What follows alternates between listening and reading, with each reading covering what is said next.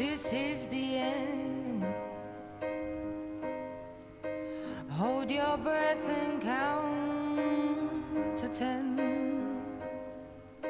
Feel the earth move and then hear my heart burst again. For this is the end. I've drowned and dreamt this moment, so overdue I owe them. Swept away, I'm stolen.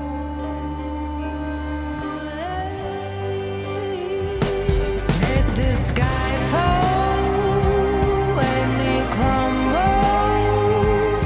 We will stand tall.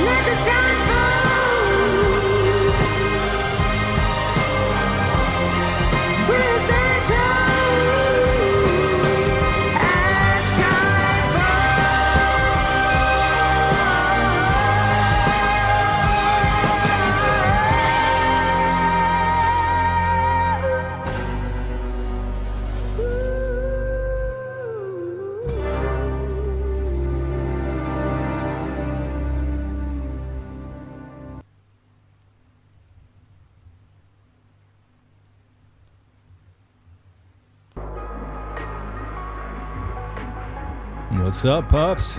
How's everybody doing tonight? What's going on?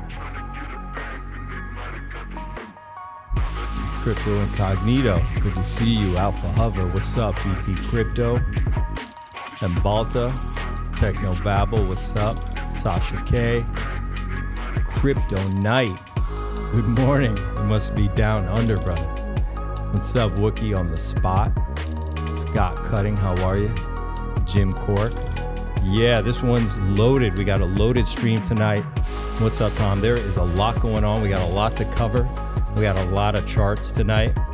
we're right at the cusp of something really wild, really crazy going on. What's up, Zymus? What's up, Tedward? What's up, Jesse? Nice to meet you.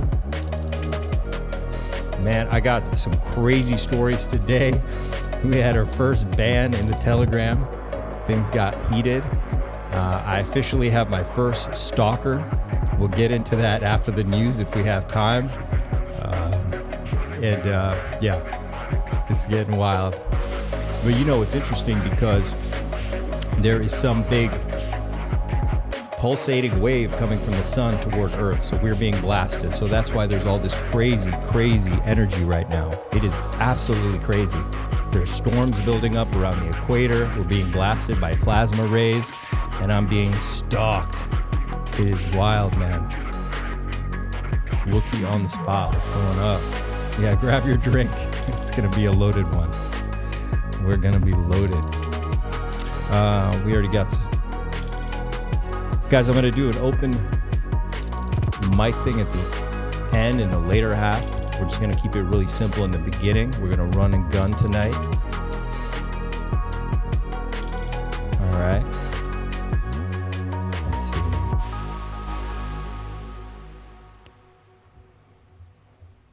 What is up? Yo, we got somebody in the green room already. What is going on? Let me let them in. Let chat grab their drinks. I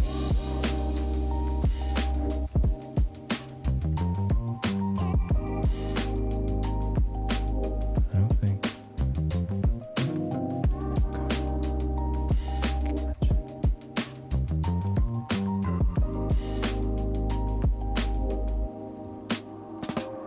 Good morning. Oh, I got some down under news tonight too. I got some down under news for you guys.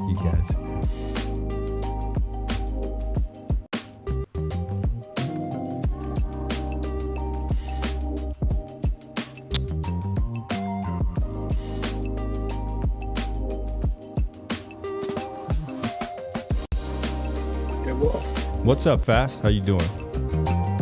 Good. Been a busy day. Has it? It's on with Crypto 7 this morning. How did that go? What is he up to? He's pretty excited about the way things are looking. A lot of speculation about what the OA is going to do, all that kind of stuff, right?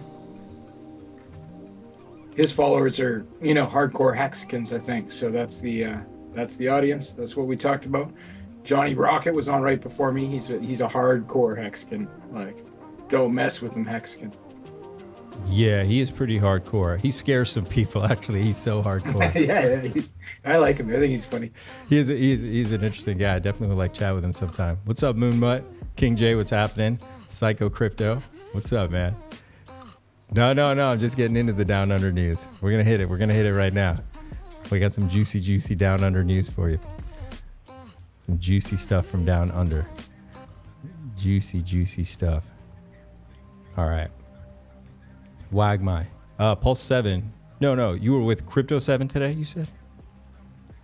Crypto 7, yeah. Okay, he said he was leaving PulseChain. Somebody, Wagmy, was asking. He had mentioned that before. He decided to stay, or was that a joke? He decided to stay. I think he's an emotional guy. He had a sad day. He wasn't leaving PulseChain. He was leaving Twitter. He was never leaving PulseChain, but I'm gonna leave Twitter, right? Mm-hmm. Which I think he does that once every 6 months or so. And but I talked to him, and he decided to stay. So I'm happy with that. We need all the influencers we can get. We need all the influencers. All influencers on deck. Briz, what's happening, brother? Great to see you. We haven't talked about Ink yet. You're early, but we're going to talk about Ink. What's up, Shell Fox? Good. How you doing? What's going on?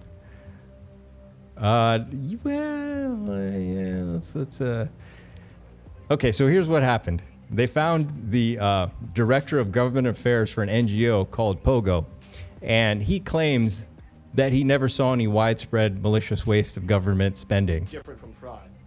Fraud is different from abuse, and abuse is different from both. When we talk about improper payments, they are a subset of those other three categories. But that doesn't tell us the whole picture either. Sometimes improper payments are a function of bad record keeping, Sometimes they are a function of outdated information technology systems. Sometimes they come about through human error, and sometimes they come about through negligence. There are a variety of reasons why improper payments happen.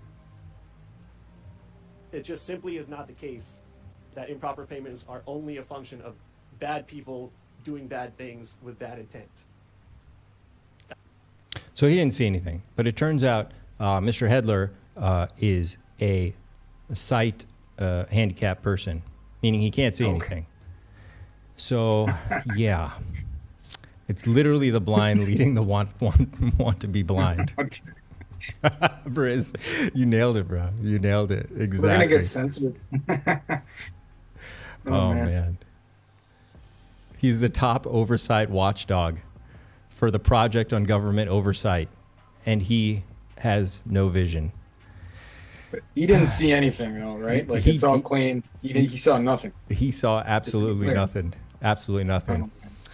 Anyway, in more positive news, Elon Musk's father has come forward with some breaking truths. I'm sure most of you in chat are already informed. You know what's going on, but we'll hear it from him. Michelle Obama's a man. Of course. You don't know that? I didn't know that, no. Well, now you know. Yeah. Yeah. Joan Rivers mentioned it publicly, and she was dead 2 weeks later, by the way. You think? Oh, yeah. It's true. It's true. It's true. The actor, yeah. So that's common knowledge. You can look it up on any internet thing. I'm sure. And, yeah, Michelle Obama's a man. Obviously, you know, they've got, you know, got pictures of her in tracksuits with a 9-inch slong hanging down her leg. No, it's a leg. Michelle Obama's a man. Of course. All right, chat. You don't know that? I didn't know. He didn't. This kid didn't know it. Come on, tell me you know it. You knew that, right? You knew that, right? Is there a debate? Is it even a debate? Fast. You knew that, right? I'm not going to touch this one. Okay. Well, you know, Elon Musk's dad must know. I don't know. Okay. Well, I guess it's still debatable. Somebody's going to have to feel. But it is a true story. This lady here, you guys know who this is. Oh, they have the video. Is this like a new cottage career move for you? I am so excited. Okay. And I should do very well because I don't charge. And do you think that the country will see the United States will see the first gay president or the first woman president? We already have it with Obama, so let's just calm down. Got it. You know Michelle is a trans... I'm sorry, she's a what? A transgender. We all know. Oh my gosh. Oh gosh. It's okay. She does this. She did pass strangely less than 2 weeks after that. She was unalived. Really strange. So I was saying the other night on stream, I got to get to a warm place, and Somi had reached out to me. He said, "Hey, buddy, why don't you come down under to Australia?" And I said, "You know what? That would be awesome, and we can do a stream from down under. That'd be great. We can do a few streams while I'm down there." And then I was strolling on X, and I saw this video.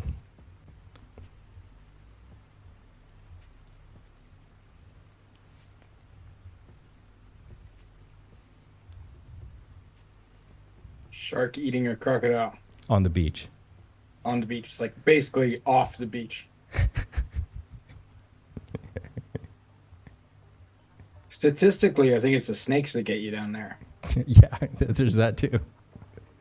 Yeah.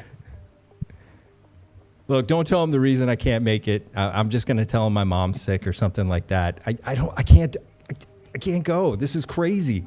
This doesn't look like a vacation to me. There's sharks eating crocodiles on the beach in Australia. What kind of a vacation is that? This is not. It's more of. This sounds like an assassination attempt, not an invite to hang out. What the fuck's it? Yeah, and they're literally sharks in Australia. They come up on the beach, have a snack, and then swim back into the ocean. So literally, you don't have a chance anywhere. Like you. And if you're in the sand long enough, the snakes come out and the spiders and all this other stuff they got going on there. So yeah, sorry, Sean, we can't make it down there. That's a little too much for me. I'm looking at Thailand though. All right, Inverse Kramer. The ideal portfolio isn't stocks and bonds or even crypto. It's coffee and eggs. Coffee is up more than 140% in the last year. Eggs are 277% up.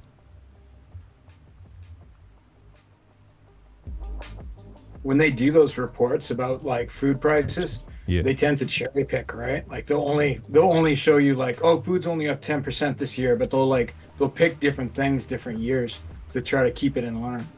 Yeah, they've taken some of this stuff off. Like this. I was fighting with an American a couple of years ago, and I was like, "Look, how the price of your eggs doing?" And they're like, "Oh, they're fine." I'm like, "Yeah, you'll see. Eggs is what they. Well, this is coffee right now. Look, coffee is expensive here too, where I am. Okay, it's really expensive now. You know, a cup of coffee's almost $5, which was unheard of for where I am. So I can only imagine in the U.S. it must be at least that much or more. Eggs are $7.55 for USD dozen. That's not even organic eggs. How much are organic eggs right now? If you want some grass-fed, free-range, pecking in the backyard chickens, how much are those? No idea. I'm more than happy not to see them. I'm looking forward to not seeing them. So what is that? $7.55? Yeah. Does that sound right? Is that same for you up where you are? I don't do the shopping, so I'm just looking up here. Egg price. I pay here about $6 for the most amazing eggs I've ever had in my life. Like literally from a local farm.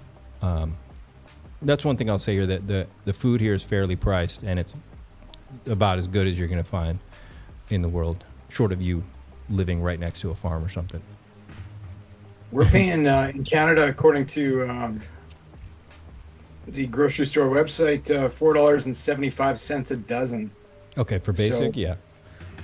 Which is, but like that's Canadian dollars, which is like 35-40% less than US dollars per dollar, right? Okay. Like for the value. So that's like $3 US. Okay. Here, if you just want the basic eggs, yeah, they're like $3 for just their basic standard country approved, whatever, their basic eggs. And then the like organic bright orange yolk eggs are like $6 for a dozen. Briz says $7 to $8 for eggs in my stores. And Briz, that's for just the basic eggs, or that's like the best? I eat a lot of eggs, so I get the good ones. I go through a lot of eggs. 12 for €3. Your Bio Farmer eggs. On Balto. Where's that? Where are you getting €3? Where you live? You must be in Spain. Maybe you're. I'm in the city though. I think in this general country those Bio eggs are much cheaper. Prague is just 30% more on everything, right? It's like tourist capital of the world. Been to Australia many times. Sammy, take it easy. Take it easy. I'm speaking in jest a little bit. I'm sure there's Prague and then there's everywhere else, right? Yeah. Well, Sammy's getting defensive about Australia. No, dear. In Portugal. Pedro, what's happening? Is it really cheap? It can't be cheap. It's probably about the same as it is where I am right now. Eggs like €2-3. Grass-fed? What? Oh, that's pretty cheap, man. That's pretty cheap. But are you in the city? Because I know if I leave the city, it drops by like 50%. It's just like, I'm in the middle of their Manhattan, so to speak, right?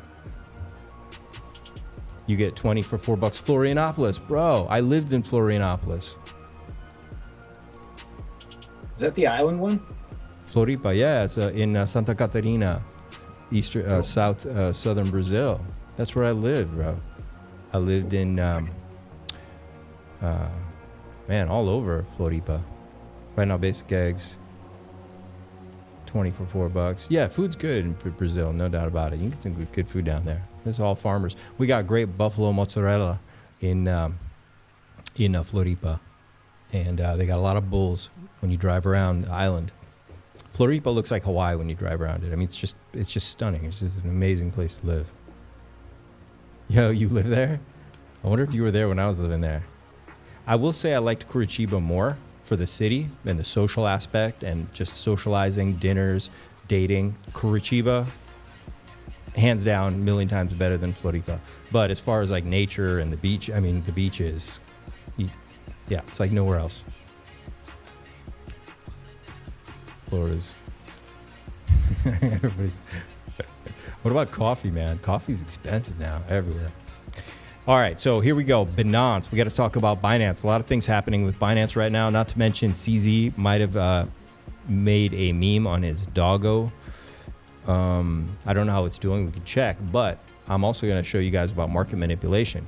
Market manipulation on Binance at its finest. This is the 1 minute chart for XRP and BTC. They both dump exactly at the same time in massive volumes, exact same time. These are not whales or institutions sitting there in a chat session going 1, 2, 3, go dump now. These are sophisticated bots that operate across multiple tokens with a war chest of 100 million. I'm guessing that's what he's saying. Wouldn't surprise me if it was Binance themselves doing this. I mean, who's watching them? No one. No one reviews trades, cross-match against order books and users. Retail and anyone trying to trade this to make profit short-term is either gambling or using bots themselves. This is insane. No wonder everyone gets wrecked. You buy it, it dumps. You sell it, it pumps.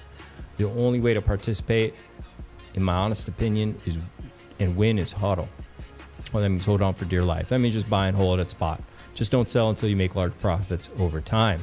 So you just put the charts together with timestamps, and yeah, you can literally see at 1 p.m. and 30 seconds on February the 13th, XRP was trading at $2.45, and it did a mega dump down to $2.33.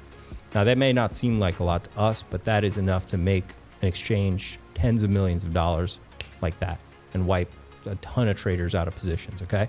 And look, at that exact same moment, XRP did that dump at 1:30, at 1 p.m. in 30 seconds, exactly the same on the same day. BTC goes from 96,631, you can see this, right? $631 down to 96,500. No, $94,088.23. That is a dump. Both happen exactly the same time, and both probably the most traded assets right now in crypto, right? BTC and XRP, two of the oldest assets. You think that was leverage on XRP? Like BTC has leverage too. People have leverage on XRP. Oh yeah, big time, big time. Yeah, I mean they must have rolled in tens of millions right there, wiped out a ton of leverage traders. I mean, who wasn't long on 13th? That was coming right out of that moon, right? Yeah. So that was like literally in the morning. Yeah. So there's a little bit of a programmed by the looks of it, you know? Like, 100%. Like somebody knew this was going to happen, and they planned for it, and they took all the money.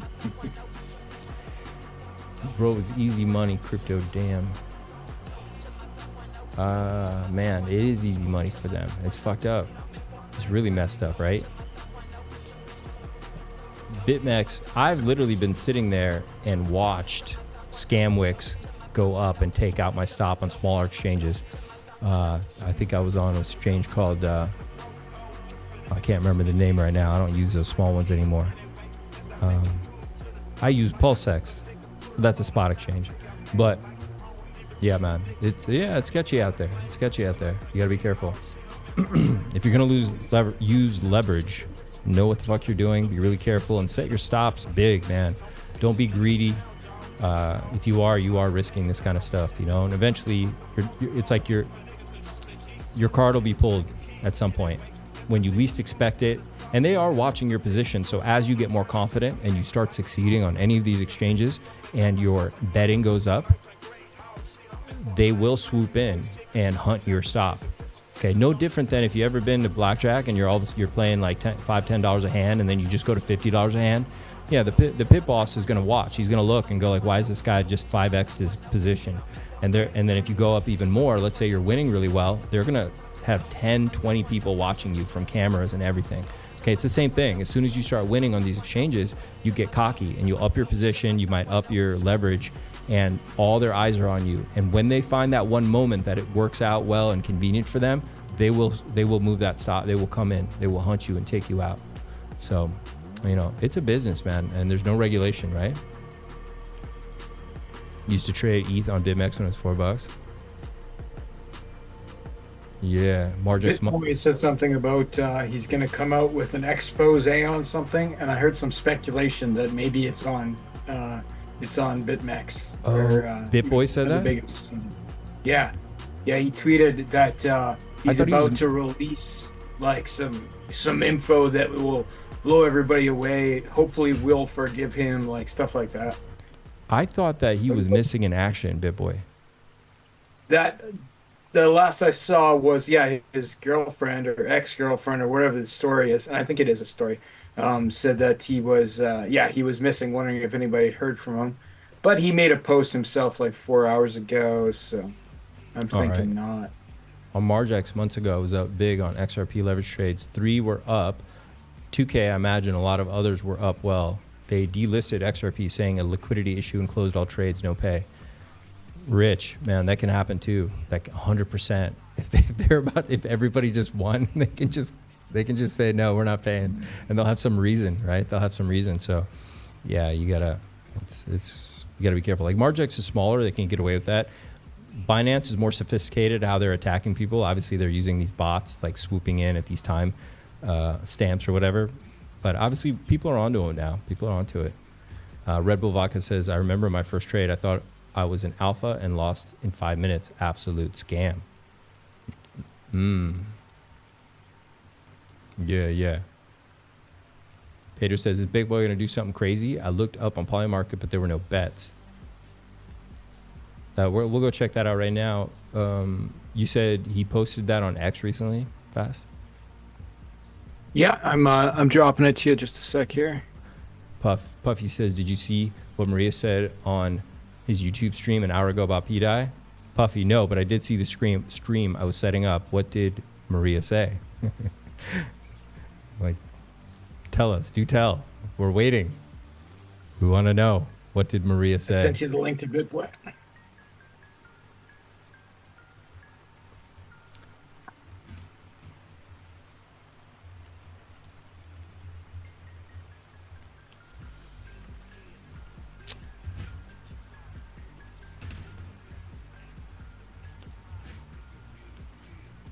Okay, let's go.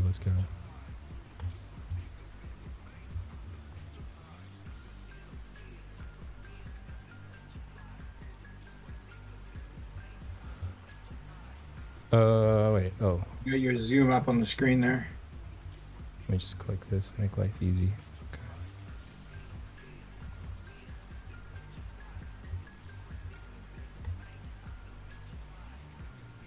Tomorrow, I have my manifesto set to release on YouTube. I pray everyone will forgive me for what I'm about to do. I think he's just a master marketer, man. I think he's a master. Who knows what he's he is. Yeah. But he's probably got some sort of alpha, and it could be something. Look, right underneath him is DJ Khalid, who we were talking to yesterday. Bang.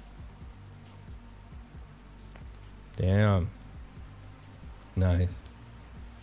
Corey Costa, dude, what are you doing? Please take care of yourself. Corey's tight with BitBoy. He's been on Corey's show several times.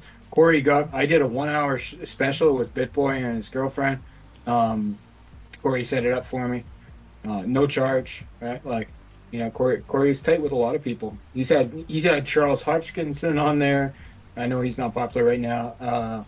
Crypto Wendy is on with Corey like 2-3 times a year. He's Corey hits the big ones.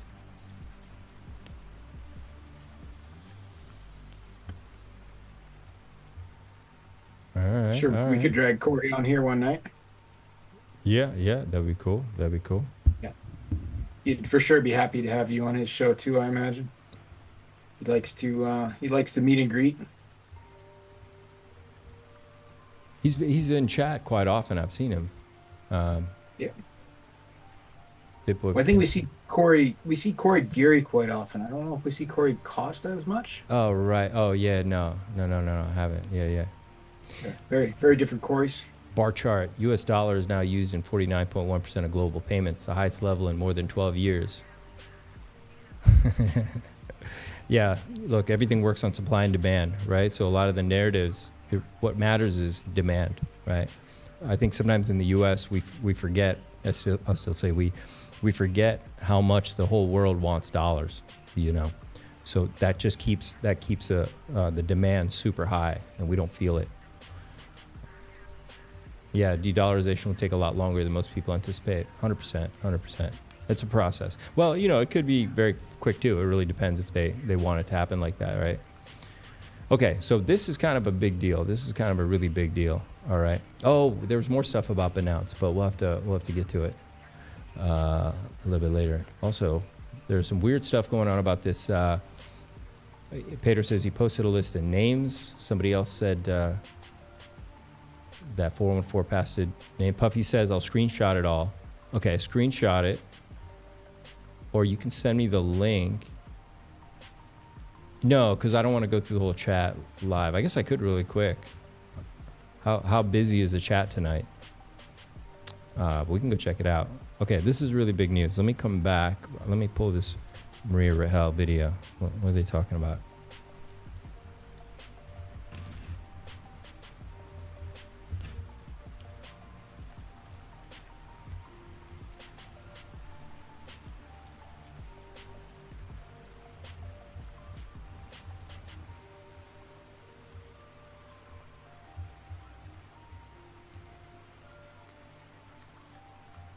Let me see, where's the chat?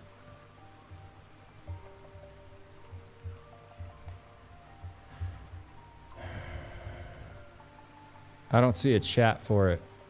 Maybe it just got put up. So sometimes the chat takes a little bit of time to load, right? Is that right? Who is it? It's Maria? Yeah. A lot of time, is the video already done? Yeah, video's done. Okay, so whoever screenshot Yeah, he doesn't always keep the chats, right? So it's like sometimes the chat disappears as soon as the video's over. Oh, right. You have to set that. I'll check the Telegram. Maybe somebody put it in there.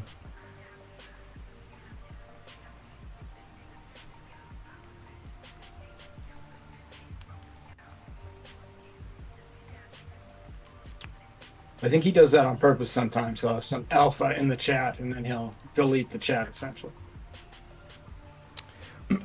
So you guys saw yesterday on the stream, I talked, I think it was yesterday or the time before, that Trump had been in communication with Vladimir Putin. They did a long phone call and they discussed Ukraine, geopolitical issues, et cetera, et cetera. Now, that was an amazing thing. We covered it yesterday. Today, we got some more breaking news about it, which was that a jet owned by the U.S. Air Force is going to Moscow or close by the airport now. So that hasn't happened since 2022. No U.S. military jet has entered Russian airspace since 2022. Is it the Trump man, or is it a, group of people going to meet on his behest? Diplomatic delegation landed in Moscow, a VIP passenger plane from Washington carrying a diplomatic delegation. So this could be huge. And remember, we talked a lot about, an event could happen that can bring a lot of euphoria into the market. Okay, maybe this could be it. Maybe talks, the war ends, and that huge. Brings the sentiment everybody needs, that good feeling to make you retail, just feel great about the future, because that's really all sentiment is how you feel about tomorrow. If this tomorrow sentiment feels bleak, people are going to hoard what they have. If they feel good about it, they're going to get out, they're going to shop, buy things, they're going to invest in the economy, et cetera, and they're certainly going to buy memes and crypto. Cool. Not just sentiment either. Like, there's real money going into this war, right? So yeah, there could be a financial, a financial boom of just like there's capital that's coming back home, or it's not going out anymore at the very least. Good thing for the Ukrainian guys. Happy for them if that happens. All right. Shout out. Lots of conspiracy there, but yeah. I mean, this will be a great thing if it happens. This will be really amazing. Obviously, it's when war comes to end. People stop dying. Oh. And shout out to Grumpy Schnauzer. Thanks for dropping that into the chat. Super Hex, what's going on, brother? Good to see you. Let's see what Maria had to say. Grumpy Schnauzer put this up. Let's read it. Let me see if I can make it a little bigger here. I don't really see the LARP in it. I'm proposing to initiate a basic game-orientated skill tree under WM with LARP as the first extension concept. Live action role play, I guess. David says, what do you think about the old reflection tokens? PRS. Maria says, they won't make the cut. Why would you ask her about PRS? Big Gun says, no burns either. Maria says, the further system will prioritize a chat system for tokens from these minters. Okay? The system will prioritize the chat system for tokens from these minters. Once chats are on everything, reflection tokens will only be interesting to bots. Oof. Fox Future says, that sounds interesting, Maria. GFM. So no need for encapsulation, or are we talking about future wrapper? Are you envisioning this as a gamified learning experience? Maria says, the HU access list and hot heart storage on the contracts will be used by the layer 2 client. Oh, hold on one sec. How much we got here? Okay. Okay, you put the whole thing in here. All right, let me see where the alpha is. We got TLDR. Yeah, this is a lot. The BTC tokens for 9-inch are a better game between the two so far. So shout out to BBC 9-inch Dex. Maria says Fed buying to knots.q will help stabilize the counterfeit system. Okay, don't lie.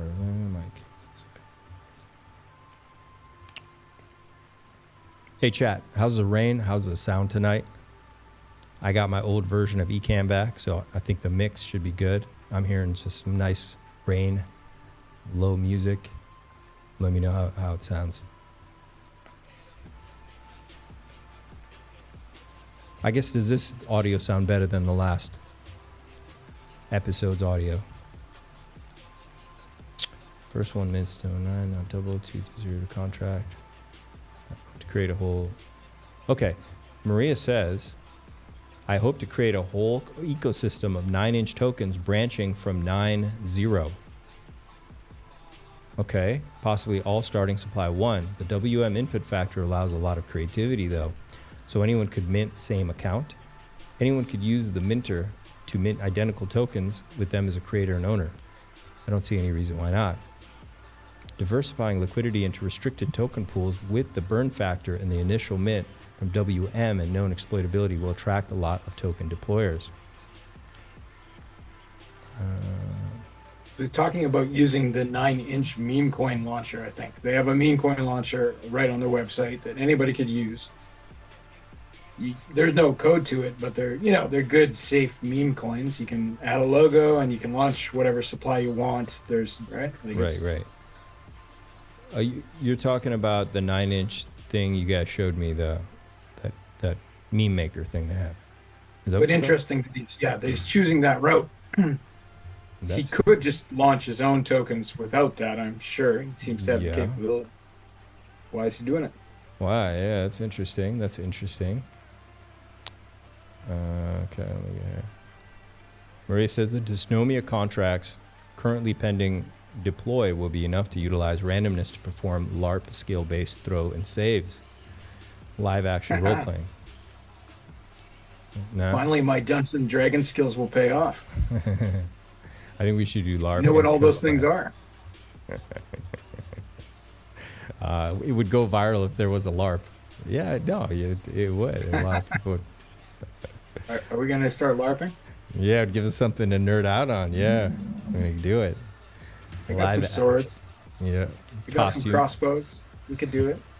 I'm down. We do it live. Yeah. Sound is cutting in and All out. kinds of swords in the Czech Republic you can buy. You could get armor and everything. It'd be great. You can't hear anything? Grumpy says I can't hear anything. Are you serious? Everything was just fine. Everyone just said sounds good. Now, you guys are messing. They're trolling now. Chat is trolling. Let me check. Connection is fading. Okay. Connection. Let me check. Let me see. Do I have too many things open? It seems fine to me. We might have had a blip. Okay, audio is cutting, they're saying. Okay, hang on. Let me turn this off. Hopefully the phone's not. Let me turn off apps as well. Maybe there's apps running. Physiology says it's fine. He's a trusted party. Okay. Let's continue with the LARPing. Maria says, I think we should do LARP and cosplay. Costumes. USOAB, I'm in. I left and came back, now good. I don't hear any sound. That's awesome. They're just making shit up. Maria announced he's a virgin. Someone's gonna take that. I'm not shocked. Just saying. I was a virgin until I came to PulseChain, and then everything changed. Sure. Yeah, I don't think anybody's playing that one. Let's see here. Tell you what, I'm going to stop the feed here. Maybe my system's eating too much energy. Let's see. I think the Zoom feature is eating up more energy than they're disclosing to us. Is eating. Let's see. Costumes. What's SOAB? I know I've heard that before in nerd circles. SOAB. Yeah. I think initial LRAP skill games will come more into focus as the supporting contracts are deployed. We will see when we get there. Maria says the primary requirement I am still trying to meet is use 1 WM mint per 1 transaction as baseline for the input. SOAB or SOAP? SOAB. SOAB. I know what it is, and I know I've heard this. I don't know what it is. Bottom is already over. Time to buy more teddy bear. I think once we pass 50 million again, we will not return to it. I don't think Fed will return. The Fed will be chaos. The counterfeit Fed tokens will have utility in the dysnomia system, though. That's it. Somebody said Maria dropped a lot of names. I don't see that part. But they're still a fan of teddy bear. They got dysnomia. A lot of stuff's happened there. Ask your task manager. Okay. But what's that going to tell me? I know I'm eating up juice. I know I'm doing it. Oh, the charts. I got too many charts open waiting. Oh, let me close some charts. That's what it is. Hang on, pups. It makes sense. Yeah. Let me close some of these charts out. Because I have Trading View open, because that's what we were going to go to. Let me close out most of this. Thanks. There we go. Yeah, Trading View sucks a lot. Trading View eats it. And all right. That is the excitement on the 414. What's up? G-Baby's going to grow. Of course G-Baby's going to grow nicely. Of course it is. Now, yeah, so we got this jet coming. It's going to be really interesting. This is a really quick clip of the thing. It's good. Look, we want the war to end. This is going to be very bullish for markets. All right, this is going to be very, very bullish. So. Why did you decide to provide support to Ukraine? Would you support Zelensky ceding territory or exchanging territory in any agreement to end the war? Well, he's going to have to do what he has to do, but, you know, his poll numbers aren't particularly great, to put it mildly. He's got a country where, you know, it's been savaged and attacked, and he's got an army that's been very, very brave, actually, despite the fact that, you know, we've given him, in my opinion, $350 billion. That's what the real number is. You don't hear that number. And Europe has given, in my opinion, $100 billion. Why did you decide to provide support to Ukraine? Would you support Zelensky? Pups. Smash the like button. Like, absolutely destroy it. I mean, just demolish it. I'll buy you a new keyboard. Fast will pitch in too. We'll buy you new keyboards. Smash it. Smash it. And share this to Twitter and stuff, right? Like, pump your own bags. Get this on the air. People need to know. Yeah, 100%. We're also on Twitch, so if you guys are over there on Twitch, just go over there, smash a like and subscribe on Twitch as well. We are getting views over there. It's really great. If you're out there on Twitch right now, what's happening, Twitch? How you doing? Lols. No matter what Zelensky said, I think this thing's gonna wrap up. Red Bull vodka. Do I? Hai, 少しわかります。日本語が少し少し少し。Ichindera. What about you, man? You speak Japanese? Agreement with Putin is already done. At all. Je parle français, c'est tout. Only Oui, French, oui. English. Oui, parle français. All right. When I was in Panama, I was. They strangely speak very little English in Panama, like even at like hotels and shops and stuff. And so I was like, I managed to translate from English to French in my head, and then French to Spanish, and that I could make that work. My crappy Spanish translated from French was enough. But yeah, it was unusual. I thought there would be more English there, but it's I guess Panama is for Panamanians, which is fine. Yeah, okay. I mean, who didn't see that one coming?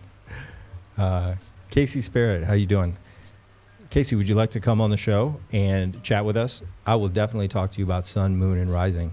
If you come on the show, that'd be rad. We can talk about it because there's a lot of things happening right now in there. The Earth is completely surrounded by a plasma blast from the sun right now, not to mention all the alignments we're having right now. It's really amazing. It really is. That's why there's going to be an incredible time here of change, okay? And I think everyone knows it anyway. 2025 was going to be that year, but you're already feeling it big time. And that's why I am positive that this war is going to wrap up. It's the perfect time for it. It makes a lot of sense. It might be the catalyst we need. So, yeah. And a real quick reminder, pups, look, I know we sit in chairs a lot. I've been trying to stay loose. So just remember to get up and stretch a little bit. I don't want anybody to get hurt. We've been putting in long hours. All right. Just, take a minute. These moves are very easy with a little bit of practice. Most of you guys can get the hang of this. All right. So I might do some here in a minute just to take a break. And yeah, as you see, what it is the hips. You really got to stretch those hips because we're sitting in these chairs for so long. It's not good. Not good. So health check. All right. So Ivan on tech. We got to talk about this. Sure. What's Ivan doing? I like to talk about this. Ivan on tech has an amazing idea. He came up with this incredible idea. He said, imagine pump.fun, but it actually burns soul tokens that it gets in fees while people make the memes. Like, isn't that an amazing idea? What if we had something like that over here on PulseChain? I think we do. I think it's already done. Pump.tires. Too late, Ivan. He definitely triggered a lot of people. He says, should we build it? Oh, you guys are starting to stretch right now? Pants are stretching. You do that in between. Hips don't lie, Chauncey. That's right. Casey, I don't know if I'm sun, moon, and rising. I don't know. You'd know more about that than me. I can feel a lot of these things, but I don't know like my full breakdown. But I'm curious, definitely very curious. My guess is Leo, Sun, Taurus, Moon, Capricorn, Rising. Margarita. That sounds juicy. Leo, Sun, Taurus, Moon, Capricorn, Rising. Well, I am a Taurus. And I'm very much a Taurus. I fit the Taurus description well. Yeah. Be careful, she's a villain. Margarita villain. Let's see. How do you think of something so genius, Briz? I don't know. No one's. Look, Tomo.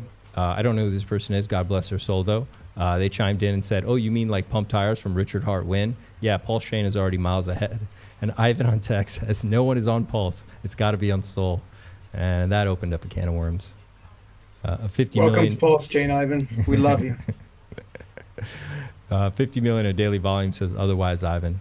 Listen, I love Pulse, but Solana has 3 to 5 billion volume per day. All right, this just goes on and on and on. Everybody jumps in for the fight, but yeah. Now I don't know if they're serious or not. I think this is actually a cool tweet because it's going to draw attention to pump.tires.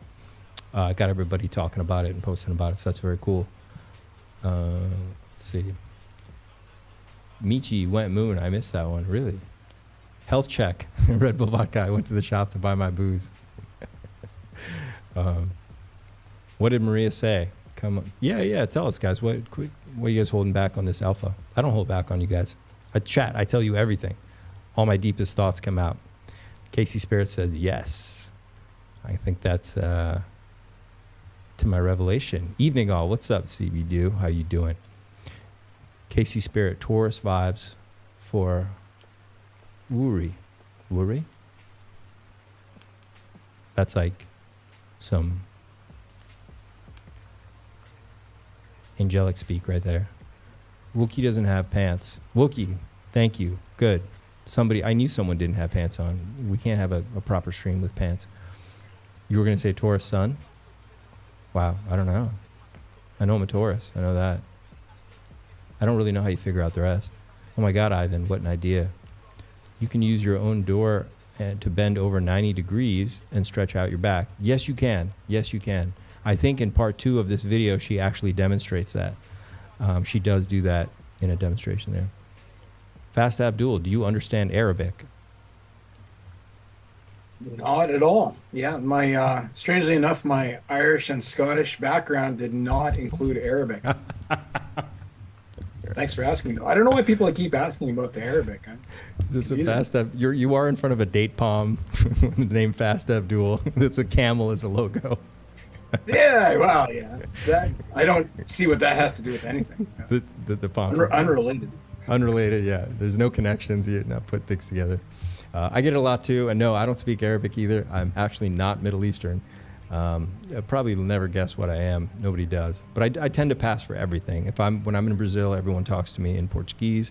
I go to Rome for vacation. Everybody's talking to me in Italian. Yeah, it's funny. But it's funny. I went to Turkey and people knew I wasn't Turkish. They were like, "Oh, where are you from? You're not Turkish." I'm like, "What? What are they?" I thought like maybe I'd blend in there just as easy, but no, they seem to know. They know, but the Italians couldn't tell. The Portuguese couldn't tell. It's funny. Yeah, they knew I wasn't Turkish too when I went there. They knew you weren't Turkish. Like Turks know. They just know the other Turks. Like you're one of us. There's only 9 of them or something. Yeah. Casey Spirit, we need your birth time and place, then we will know your whole chart. Ooh, she asks too much. She asks too much. Only in private. Only in private, Casey. Only in private. Strange. Fast Abdul, you funny, bro. That's why he gets paid the big bucks, man. Indeed. Maria on pDAI, it's not very far. Could be any day this year. So that's quite a range. Well, look, they said it was going to peg in February. We're in February, so it could be any moment here. Yeah, they said it was going to peg in December too. So I think it's just, now it's February. Next month it'll be March.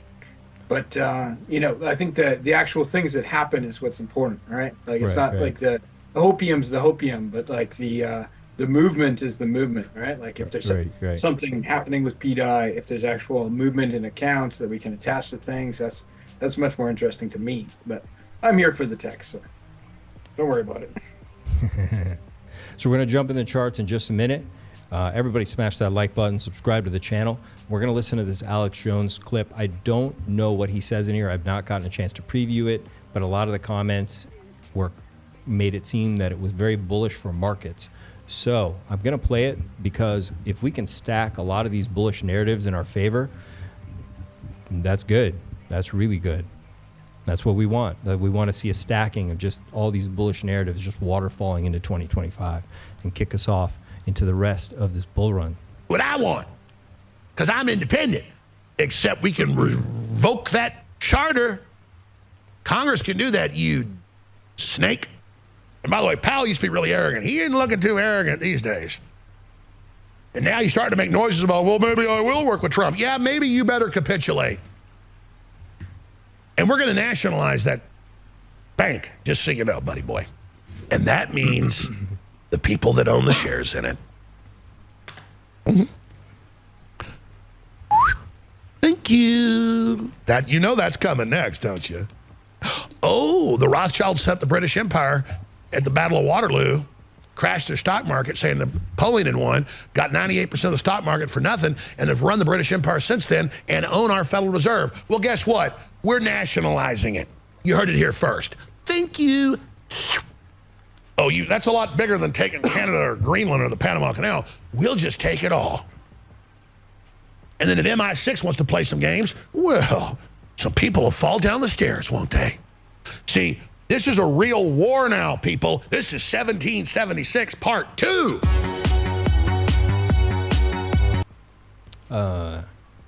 Okay, so pretty Not much. quite sure what the alpha was there.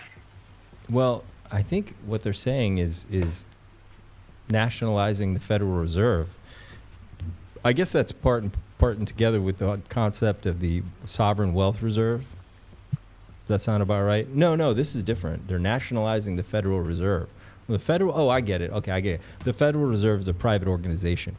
So that's right. They want to make it part of the government, all right? Yeah, I don't know if any of this shit's good. So I don't know. This is just opening up Pandora's box into just more bad stuff, probably. Yeah, there must be a reason. I've always thought that was kind of curious, but there must be a reason that it's not part of the government. Sort of like a separation of church and state type thing. The answer to church can't be the zookeepers.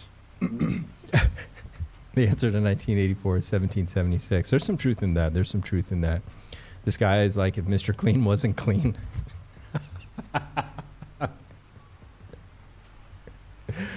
It's awesome.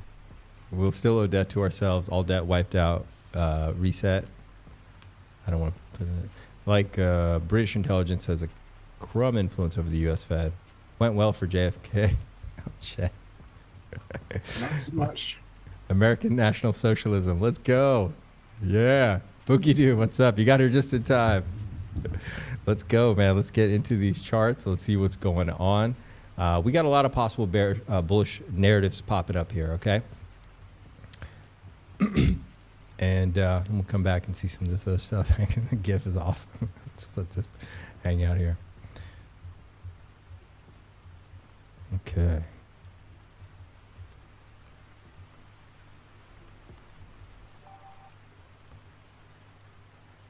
Cool. All right. What do we have here?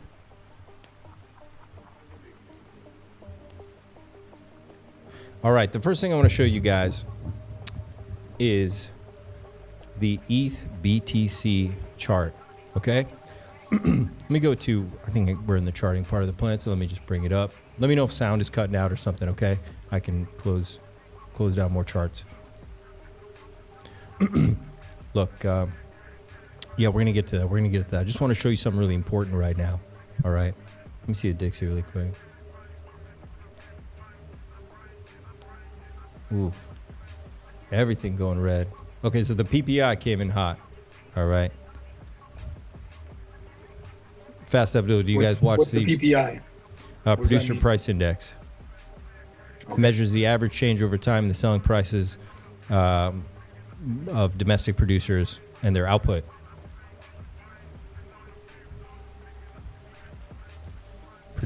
Producer Price Index. Is that important? Yeah. So the cost to do business is going up. Inflation's up. Everything's up. It's not good. Markets are feeling this right now. But the Dixie's also dumping too. Let me just see something really quick.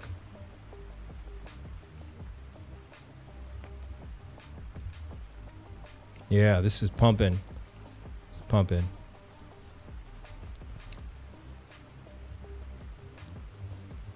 Ooh. SPX is pumping hard. Let me see something really quick. I want to see if this came in. So being rejected there. All right, let's go over here to ETH. I want to show you guys ETH. Okay, so ETH was in this falling wedge. We fell out. We did some videos while we were coming through here. We talked a lot about ETH and, is it bullish, bearish? There's so much this person's buying this person's buying that. Well, the chart shows we came back into this falling wedge, and we kind of popped back out again. So I drew a range here, and I had a feeling we're going to chop in here till it decides. And yeah, that's where we're at right now, 26.68. Now, we're not falling apart, but we're certainly not gaining a lot of strength right now. PPI is not important long term. Yo, St. Wolf is controlled by Fast Abdul. No way. Yes. Yeah? Oh, no. Yes, Oh, I good. am. I mean, that's great. It's great. Yeah. I wish I knew that before. So much I could have. Somebody's got to pull the levers around here. Yeah, indeed. Let's see, BTC. Okay, I'm going to pull up this chart here. Let's see.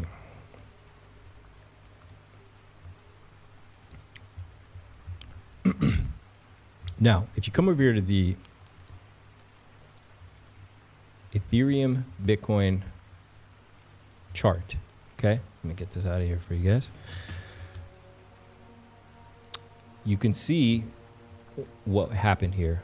Ethereum had been generally doing well. It had grown substantially since it came out. It is an amazing revolutionary thing. Ethereum, smart contracts, Hex, or PulseChain is built as a fork of Ethereum.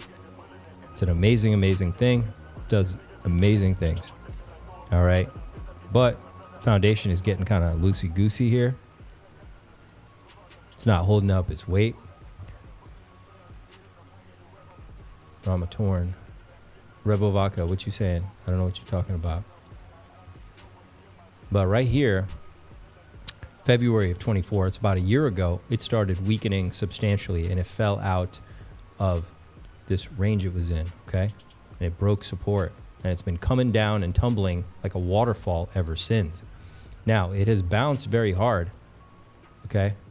It bounced very, very, very hard, and it bounced up, but it's still underneath quite a bit of resistance here, no doubt about that, all right? But I want to show you some interesting things in the chart. You can go to the monthly here. I can even show you, turn off the log chart. You can see this. It looks like an altcoin chart. It looks like one of the latest meme coins in the political circuit. That it's just falling apart right there, okay? Now, there is a lot of support where it's at. It could go lower, but to me, it just seems like it's going to range where it is. There's a ton of support there, okay? It's like and it's oversold on the monthly, like incredibly oversold, okay? It's down here right now. It's about 22, okay, on the RSI. Okay, it's very oversold. Okay, MACD is just pointing straight down on the monthly. Okay, that's in the charts. This isn't my opinion. It's just pointing straight down, ETH to BTC. All right. Now, what is interesting about it, though, is you got a nice big wick down. We can certainly go fill that, okay? But that could be our bottom. We hope it is. But if you look over here at what I was looking at earlier, is over here, when the RSI touched down at the lowest, okay, in the last couple of years, that was on October the 16th of 2023. And the ETH BTC ratio was at about 0.05. Now the ETH BTC ratio is 0.027, much, much lower, almost half of what it was in October of 2023. So 2 years later, it's half, okay? Which we know, I think we've talked about that. ETH should be at about 5,000, 6,000, all right? But what's interesting is the RSI in October of 2023 was down here at 21.17, and now the RSI is at 29. So the RSI is going up, even though the price has come down. Now, this is bullish divergence. That strength is coming into ETH. We know that people are buying it for sure. I think, without a doubt in my mind, most traders are seeing this as extremely oversold and an opportunity, which I do believe it is. I think what we're concerned about is altcoin holders is how long do we stay oversold? How long could we hang out in this range for, right? That's really what we're concerned about, okay? There's no doubt it's going to reverse. I mean, hopefully, nobody knows for sure. But do we just chop around here, come here and eventually break through, and we just go sideways for a long time? Do we come down, get a spring, and come right back up and go? We don't know, but people are betting on ETH because it is strengthening slowly. But on the weekly, still, we can't deny we're definitely down there, and MACD's pointing straight down. It definitely looks like it could go lower. Without a doubt, it looks like it could. Even on the monthly, it's any time now we're going to get a reversal, okay? Could be a pretty sharp reversal too. And then what you're going to have is this beautiful W in the MACD. And I think once ETH does get bullish, you're going to see an epic bull run. And that might be the epic bull run that we're all anticipating, okay? It looks like a lot of strength could come into it, because if you bounce from down here on the MACD, the amount of energy for that move is pretty substantial. You can see over here when we were down at 0.017 back in 2019, how hard it moved from that bottom range up, okay? So I am anticipating at some point we are going to do that. Just the question is, how long do we hang out down here? Now, one thing I want to point out to you really quick, when I just look at the charts really quick and I go, okay, are we going to chop sideways? What can we do? Well, the last time we were down really low and we just waterfalled down, you can see we made a W down here. I hope you guys can see that. Okay, if I open this up, you got this juicy W. So it hit bottom, came up, double bottom, and then started its move up, okay? You guys see that? So that could be something that could happen down here too, all right? We've come down here, okay? We come up, we double bottom, we come up again, we get support, and we go, all right? And then you have a nice juicy W, a spring down here. And maybe that could be just a few weeks away, okay? I don't, looking at it, short of us getting this waterfall of bullish news, I don't see this doing it like a V out of here. I don't see that, all right? I don't necessarily see that happening. But I do see something like we had here in 2019, a beautiful W forming a double bottom down there, and then a pop really hard out of here. And that could just be a few weeks away. And maybe that's enough time for a lot of these bullish catalysts that we looked at earlier in the stream to come into play. The war ending, some news about the Fed, just the fact that the Fed would be ending, even though we'd be nationalizing, it wouldn't necessarily be better. It would be perceived as bullish, right? I mean, what do you think about that? I think people would perceive that as bullish. Before or after the March eclipse is a question. Yeah, that's a good question. I mean, we could certainly range until March and run afterwards. I think that's a possibility we have to entertain for sure. That maybe we do go sideways for a few weeks. Big pump. Feel that 80.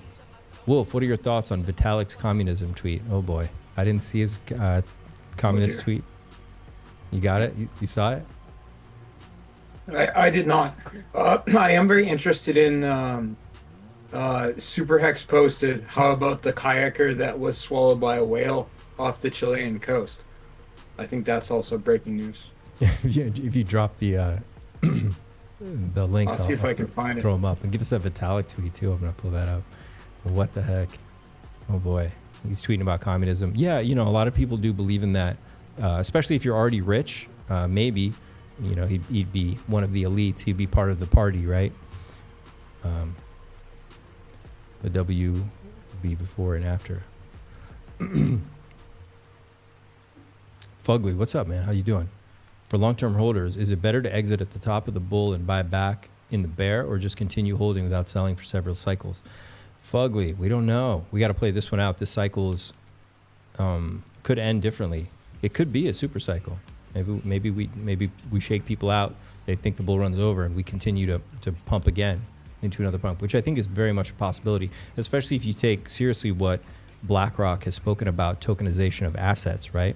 So tokenization of assets is going to allow massive rotation into crypto. Okay, so we could be in store for a long pump, a 2-year pump. Once we get this shock, and some spring. Red Bull vodka. Well, let's answer that. We'll answer that in a little bit for sure. Keep that in mind. Let's save that. It's a good question. How would you, if you only had $1,000 to invest now, how would you invest it? That's a good one. Well, let's touch on that in a little bit. Let's see here. Yo. BTC. All right, BTC 96,427. It's butted up here against quite a bit of resistance. Let me see it down here. We are underneath the 21. Let me make sure I've got set where I want it. I have it set to the 30, which I like for BTC and ETH. That's fine. It's not that much of a difference, but we can throw on the 21 too really quick.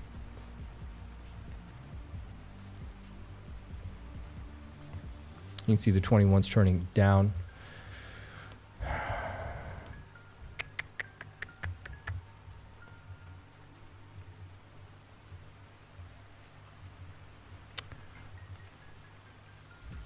I was entertaining the idea of us just possibly chopping sideways here. I had drawn in just sideways chop in this range, which is what we seem to be doing right now. It's not really weak or strong. There just seems to be kind of holding, hanging out there.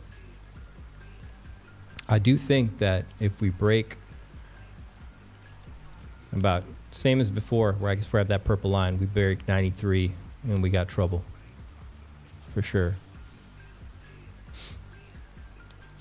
Come. Excuse me.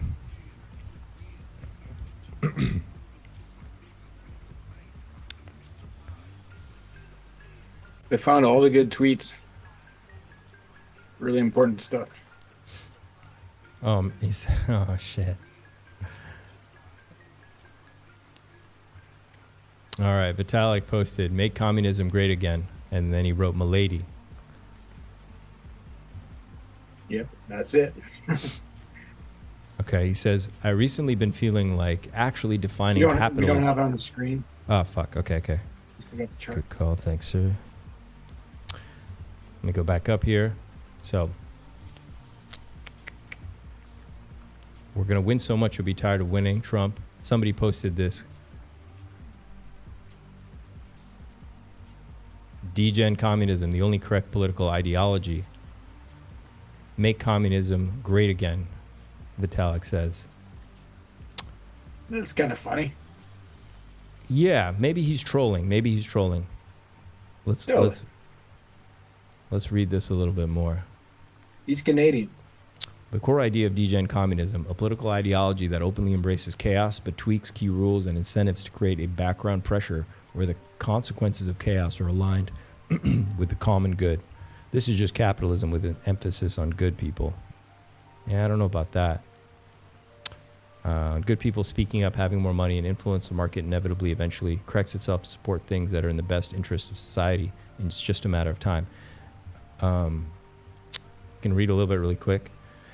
I recently have been feeling like actually defining capitalism is one of those topics worthy of a long blog post. The more you observe, the more it's very clear that the definitions used by self-described opponents and critics of capitalism are very different.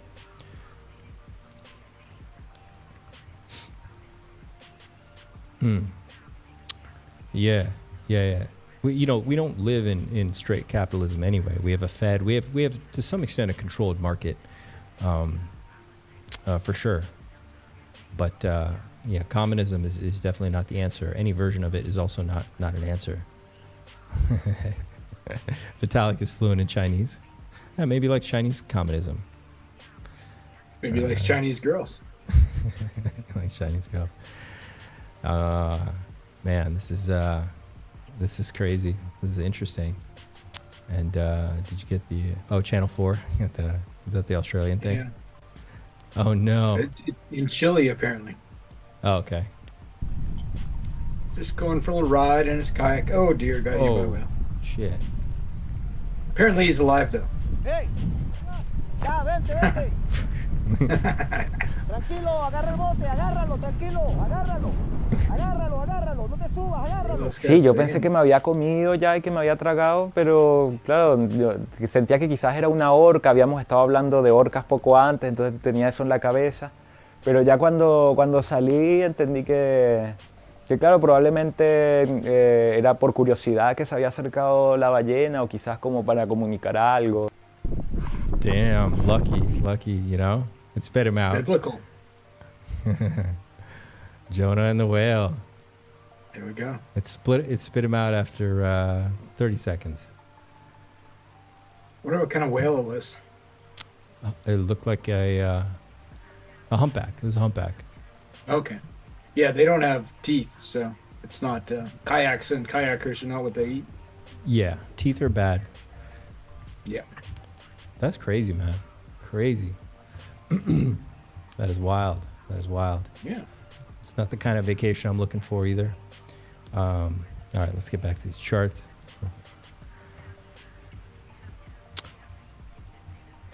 So we could chop sideways for a while. Now, I want to point out where the March, I'll put a vertical line here. What are we looking at? March 21st? No, it's 16th, right? The moon? 16th or the 21st? Yeah, I think it's 16th. Okay, let's just put that there. So do we chop sideways until there? And we could possibly put in a low and have a spring from there.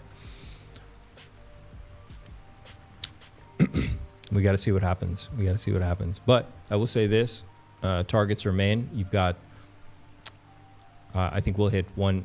You got to come up and test this again. So I have 120. And then I easily see if this pushes up,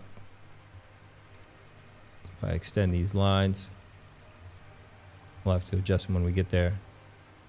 You're looking at about 140, 150. But I do think 180 is in the cards. It's a fib level up there, so it's very possible too. Somewhere between 140 and 180, I would say. Let's go look. But I think this is the thing we got to look at a lot, which is this ETH BTC ratio. And once again, to emphasize, you have bullish divergence. That's very good. It's been strengthening since here in 2 years. We've been getting bullish divergence for 2 years. Okay, so we're climbing up here on the RSI, so that's really good. This. That's really good. That's what we like to see. And generally, this could be a place where you would consider going all in. Certainly taking a heavy position, but we could be here for a while. We could certainly trend down a little bit too, no doubt about it.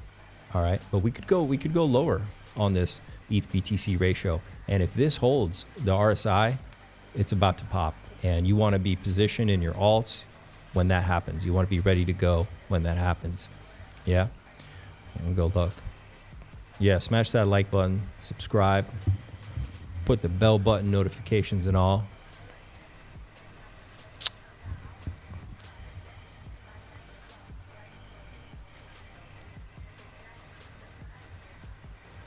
All right, let's come over here.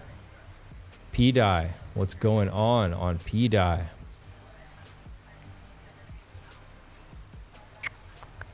Lots of support at that 1 cent, eh? Lots of support down there at 1 cent. Yeah, 100%, 100%. A little bit of blood in the market and people desert the charts. It's the worst time. You have an ETH long. Would I long ETH right now? I would.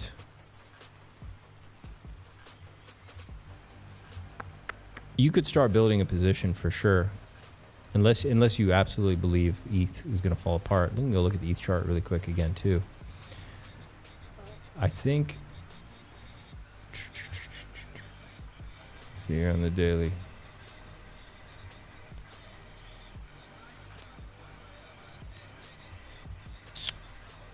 If we break 25, if we head down toward that, I'd wait. Otherwise, we're looking pretty good. We're still strengthening. Let's see. You might want to wait till we start to get a little bit of turn, at least maybe on the weekly. The monthly is pointing down on the MACD.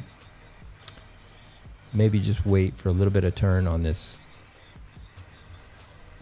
weekly at least. Let's get the 3-day, see what it says. Yeah, we're starting maybe a little bit on the 3-day. There you go, and the 2-day is turning. The daily for sure. Okay. Maybe I would wait to see a solid turn on the 3-day at least. Okay. or definitely the weekly for sure, which you guys can do. This is really easy. You can turn on your MACD and definitely help, look at that to help. All right.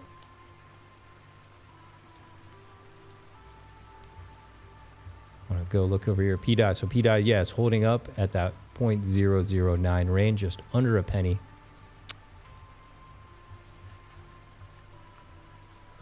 Need some bullish news, eh? Because it looks like there's lots of support. There's higher ranges. But we need to get there. Yeah. Now, this is breaking. This is breaking down for sure. You're breaking support right now. So your next target could be 0.008, which would be the bottom of this wick over here. And the bottom of the capitulation wick at that Black Swan event also is 0.0085, so in that range. So we could be coming down to test that. Let's see what. And for me, if this breaks down, which is a bear flag, okay, it is a type of bear flag without a doubt. 0.0069 is not the necessary target for that, but I think that could be a place where we hold. There's a lot of support down there. And it seems like the Heartman likes these certain numbers, so 0.0069 could be the bottom if we break down. Come here. Let's see. We are turning over on the MACD on the weekly. Let's look for...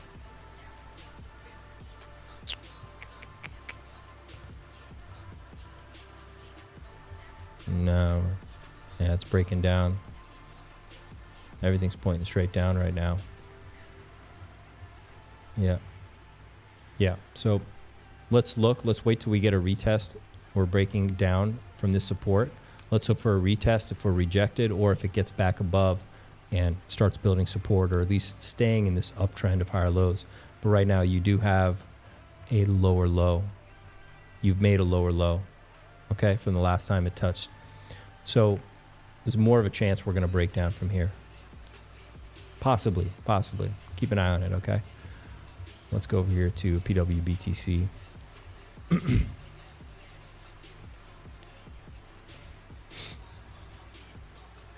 Chat is on with the communist discussion tonight. Yeah. Yo, and shout out to Red Bull Vodka. He likes the music tonight. Cool. Nice, me too. Feeling good.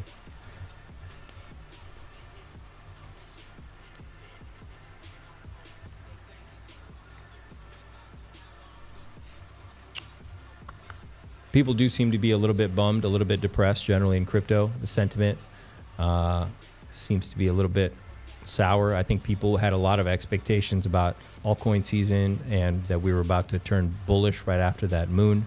It could still happen, but you could definitely feel it. I mean, how do you feel, Fast, and when you've talked to people the last day with sentiment-wise? It depends. If I'm talking to PulseChain people, they feel pretty good, right? It's the not PulseChain people that are feeling the burn now. PulseChain people have like the OA account moving, stuff's happening, inflation is lower, all this positive stuff, and it's when you're I mostly just talk to PulseChain people, so mostly I just get positive news past week or so. Gotcha. Yeah. If you're holding alts in the general crypto market, I mean, you're being crushed right now, like absolutely crushed. We are actually, we can go over and look at crypto bubbles again. Look at crypto bubbles and see what's going on. Let me do that really quick. And we'll come over here to WBTC. It is making a bear flag. Almost time to play Richard's favorite game. He likes to play the floor is lava with his tokens. I'm looking forward to that when only Richard Hart tokens are up. Ooh, we took a little bit of a dive. Yeah, I mean, we are taking a dive today, but the weekly we were up. The weekly we're up big time. Oh, totally. Cake goes to 100% move there. Everything was up on the week. Let's go to that. My protocol tokens are up 20-30%, so nice. I feel okay. Yeah, let's go to let's see.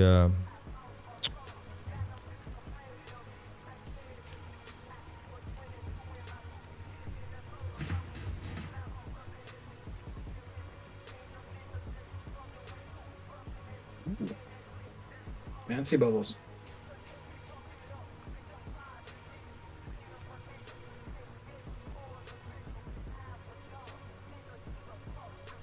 Yo. The floor is lava right now. Except for this thing. What is this thing? Grass? I'm not sure I trust that thing.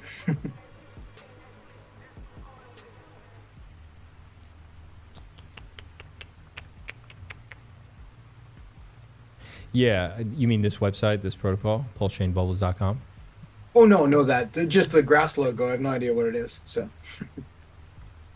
but I think PulseChain Bubbles is legit. I don't think they have any ill intent. Yeah. It's great to see so many RH tickers. Very cool. Very cool. We are filling up the screen. How do I talk and type at the same time? Man, that's a big one. This is You start by chewing gum and walking, and then you work up to being able to talk and type at the same time. If you could chew gum and talk and type, that would be impressive. It's actually quite difficult, actually, to be totally honest. My brain's yeah. Especially the after hour show. It's tough. Well, you're running the stream. There's a lot going on here, right? Like there's a lot going on. Yeah. That's why I like to just be the guest. It's much easier. Yeah, that's why I wanted to do a not a open thing until the end. Kind of minimize things a little bit here. Keep it a little more simple. Let's see. A little less going on. Who else is over here? Chat. Smash that like button. We're going to look at purple Bitcoin right now. Purple Bitcoin. It came into the purple box. It came out of it. It's kind of dancing above it right now. I think we're going in. Let me take a closer look here. Let's see. I think it's just going to be doing very similar to pDAI. Okay.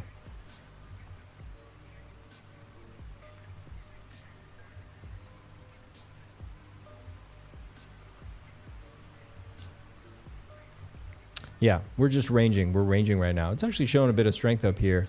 pDAI is breaking down a little bit more than I expected.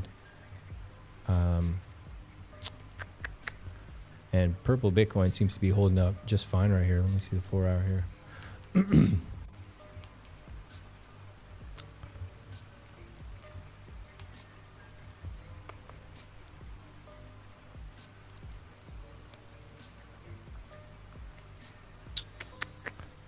Yeah, because the market sentiment, because just general market, if there's weakness, my bias will be to the downside. This could break to either side, to be totally honest.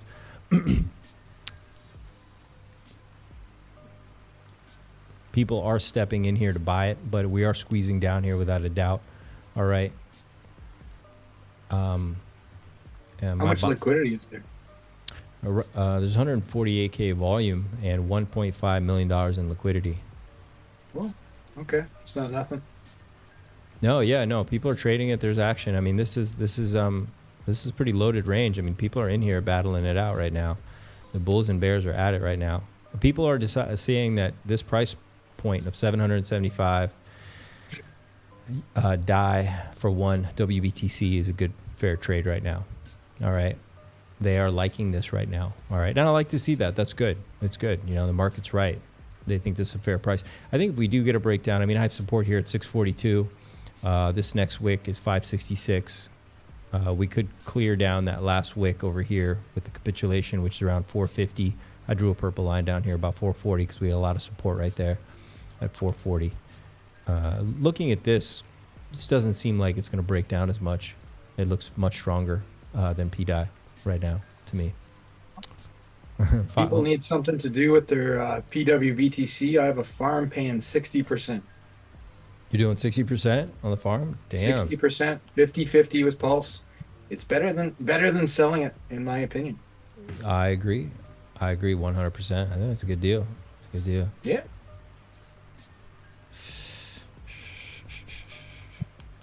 Yeah.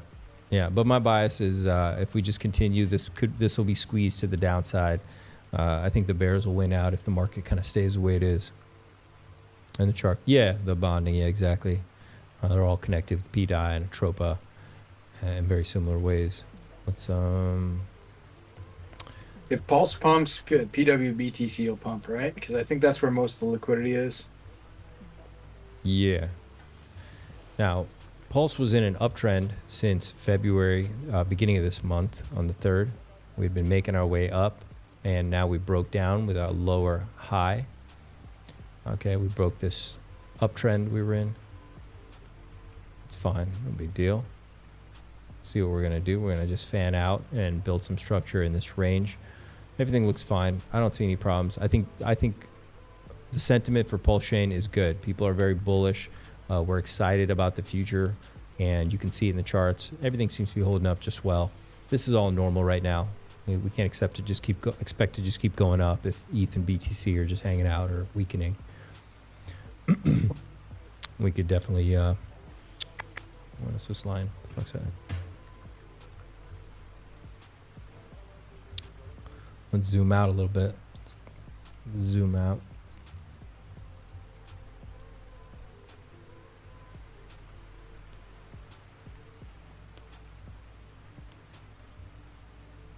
I have Shrey OX asking if there's any pDAI farms. I think I do have a couple. But they're only paying 62%. pDAI paired against DAI from Ethereum, 62% APR. And there's another one. There's a couple paying 20% paired with pUSDC, pUSDT, and there's one paired with a Tropa and Teddy Bear also paying 20%. So pick your poison.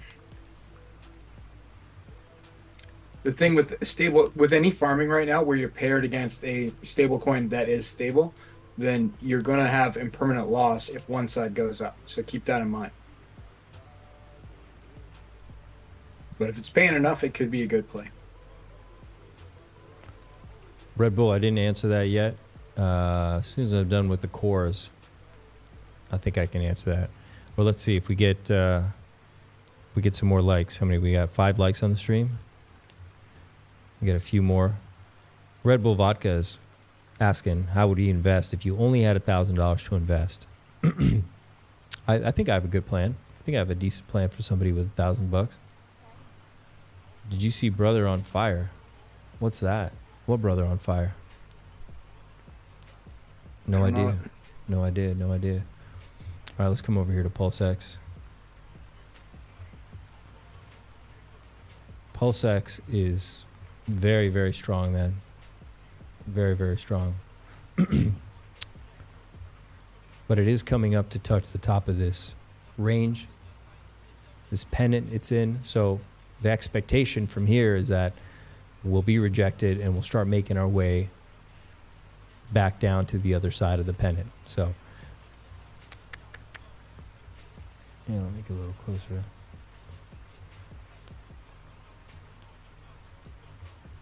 Yeah, so this was broken, very similar to Ink, broken, retested, and we're coming down a little bit. 1,000 will get you 1 P to purple Bitcoin. Yeah, look, you got a lot of air down here, but we could range.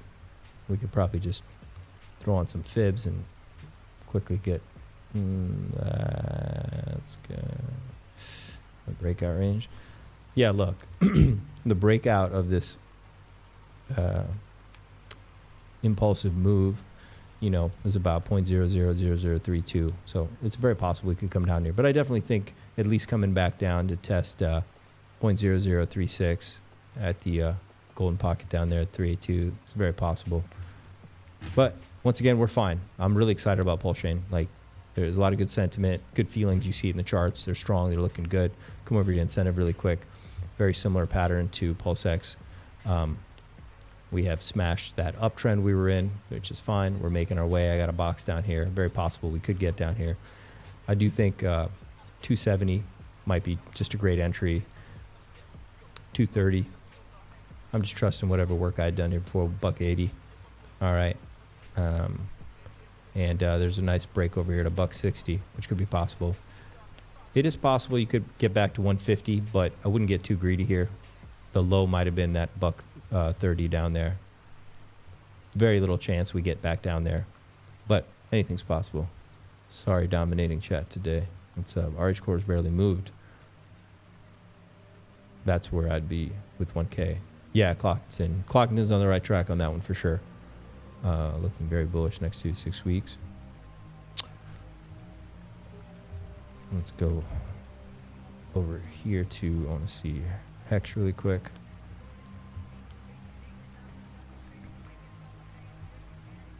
Grumpy Schnauzer has some price predictions for us.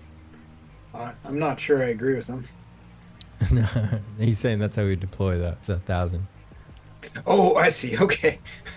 I thought that was his price predictions. I was like, wow, that would be crazy. But yeah, okay. That's not bad, actually. That's not bad. Hex is looking fine, 0.0016. You know, we made a big move off the support over here, popped up. We did go into my purple range. It was good. You can see it was bought up, snacked up so fast. Look at those wicks through that box. Wham, wham, wham, wham. People turning around. Pretty much got a 2x right out of that box.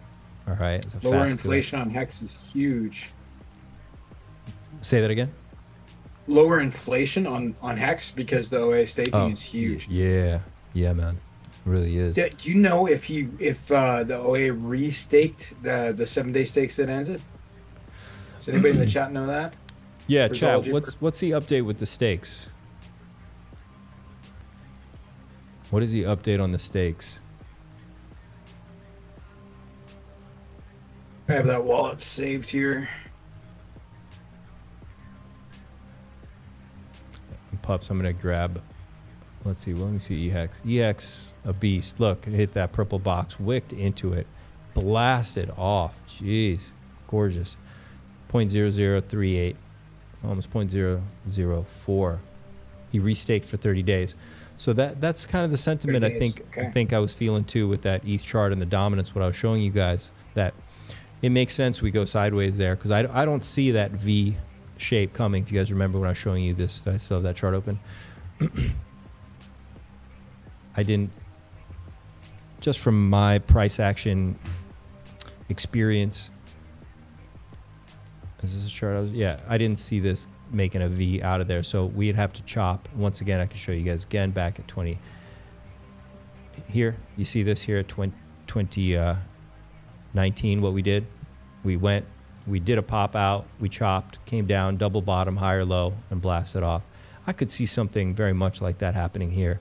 We've hit, we've come up, we range, maybe we have one last drop, hopefully we make a higher low, and then we blast off. And that's going to take a few weeks, okay? So that could be a lot of other, maybe that's what the Heartman's seeing too by doing a 30-day. Maybe he's also anticipating us going into that middle of March. So instead of ripping into that blood moon in March, we just range, and then we have the last capitulation around that blood moon, and then we take off into April, okay? That could be a possibility, right?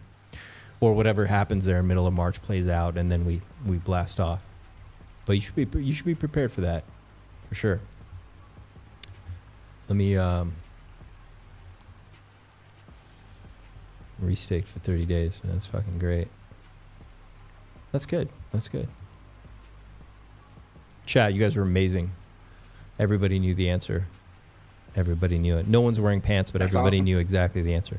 I'm just taking 1 minute break here. Let me get a drink, and I'm gonna do some of those yoga moves that we learned. Pull out my back. Be right back. And now we dance. Right, he's dancing.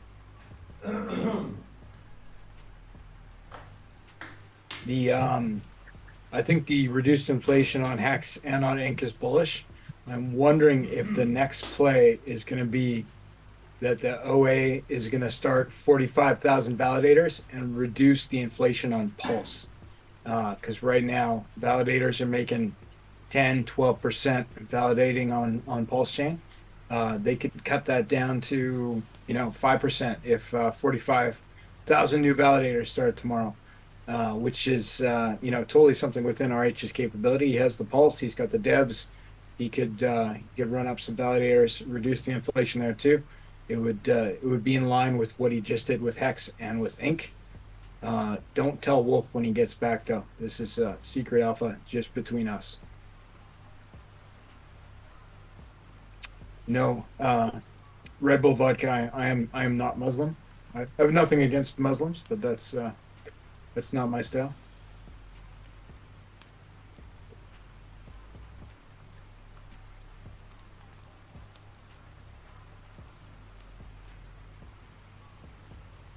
Sharknado thinks the next play is PRC20s, and that's an interesting concept. Which ones is always the question. The question of there's everything that was on Ethereum at the time of the fork is on PulseChain, right? So you have an endless list of PRC20s. Most of them do nothing. I'm bullish on PRC20 meme coins because they maintain 100% of the utility that they had on Ethereum. So you have your copied Doge, Floki, all kinds of stuff. They're on PulseChain. Some of them have seen action, and some of them haven't really seen action. So I would definitely be tempted by some of those if I saw a dip. I keep a secret list just in case. No Red Bull vodka. My dad was not a comedian. He was he had a doctorate in plant science. He was what you call a plant breeder. Very similar. Utility in pAAVE. Aave is a complicated protocol that probably has admin keys up the yin yang, right? So likely the Aave founders would have to come over to PulseChain to turn stuff on, and it would require daily management, right? So if the price of pAAVE went up high enough and they saw value in that, maybe they would do it. But I don't think we can turn that one on by ourselves. And that's going to be the case with a lot of the more complicated protocols on PulseChain. They're not something that is immutable, meaning that the code can't be changed. And so that means that it's gonna be a situation where without the founding team, they won't work on PulseChain. I own tens of thousands of camels, Bright Light, mostly in the form of cryptocurrency. But yeah, I have met some camels in the past. I've ridden a camel. They're kind of like desert moose to me. They kind of very are. similar animals. Yeah. So I was given some secret alpha, but Wolf is back now, so we have to stop. No. Continue. But yeah, we've been talking about people like questions about like PRC20s. Will pAAVE have utility on PulseChain? I'm saying that there's probably admin keys there that are going to stop it from happening, right? And that's the case with a lot of the P-copy stuff. It would require the original team to come over and turn it on. Not the case with all of it, but with some of it, that is the case. So I'm thinking that meme coins on PulseChain that were copied from Ethereum could be the play. Really? Totally. Well, think of it. They have 100% of the utility that they had on Ethereum, right? Yeah. So you have your copied Elon, your copied Doge, like Floki, whatever you want that was on Ethereum was copied to PulseChain, and the liquidity is split up into different places. Some of those have pumped, like copied Pepe did just fine. There's still a fair bit of liquidity there, but some of them that you could look on Ethereum and find, $1 million plus in liquidity, and look on PulseChain and there's only going to be $2,000. Like if you can find those $2,000 liquidity meme coins that have big liquidity on Ethereum, I think those could be plays. So the trick is to be able to find out which copied DEX has the liquidity and find a way to access it. And Pidius has added some more support for the copied Uniswap forks, I believe. I noticed that when I did a trade the other day. But I think the best overall access to copied DEXs that don't have front ends on PulseChain is via the Internet Money Wallet. They support like copied SushiSwap forks and things like that. You can find weird stuff. So if you can find something that's got $1 million in liquidity on Ethereum and it's got $1,000 in liquidity on PulseChain, and it's the same pool that was copied, like when PulseChain was made. I think those could be treasures. Not financial advice, just a theory.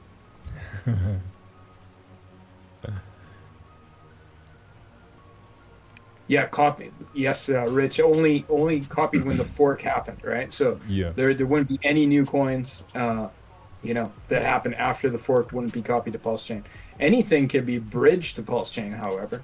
So one thing I've thought about with farming stuff is like, okay, what if you bridged over, dog with hat, right, to PulseChain, and then made it so that people could farm whatever it was on PulseChain. It doesn't have to be that. Anything that's a big thing on Ethereum, you could bridge to PulseChain.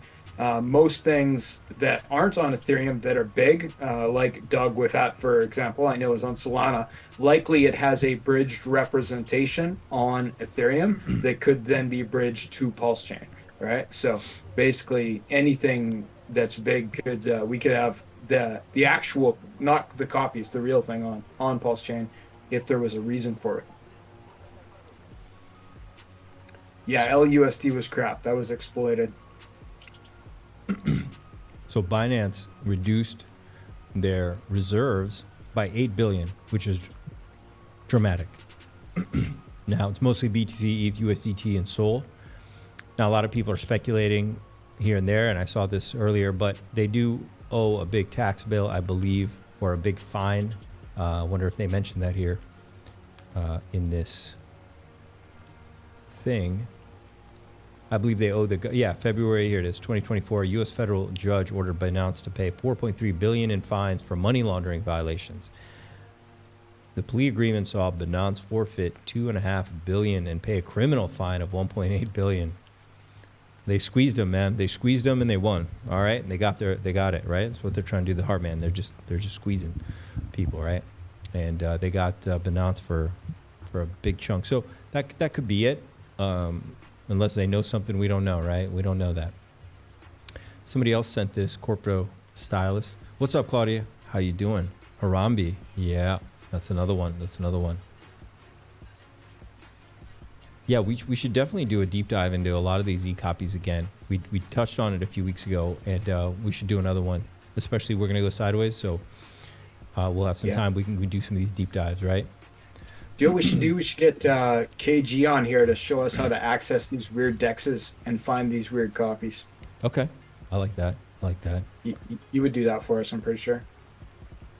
Hear what? Yeah, knowing where to find them is half the trick with some of these, right? Because they're not like, they may be on PulseX, but they may not be on PulseX. Or there may be a pool on PulseX, but there's a bigger pool on Sushi Swap or Shiba Swap, or like some weird DEX that's not, that exists on PulseChain because it got copied, but you won't be able to find it. There's no, it won't work off the traditional front end. Yeah, 100%. Let's listen to this really quick. Somebody put this in Telegram. Here's what Crypto Style has to say about moves that Richard Hart has been making and what it could mean regarding the SEC case. So I haven't heard this yet. I don't know what it is. Let's listen. He would not do, in my opinion, any of this without some kind of clearance from his attorneys.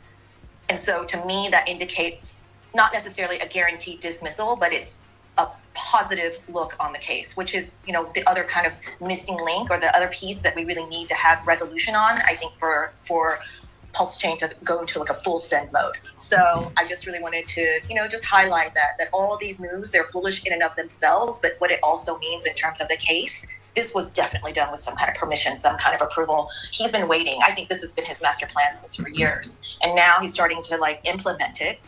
And to me, that just indicates something in the background that's happening. I know people have been saying this, but I just wanted to highlight that, and that it is really such a crazy, exciting time to be in this ecosystem. He would not do, in my opinion.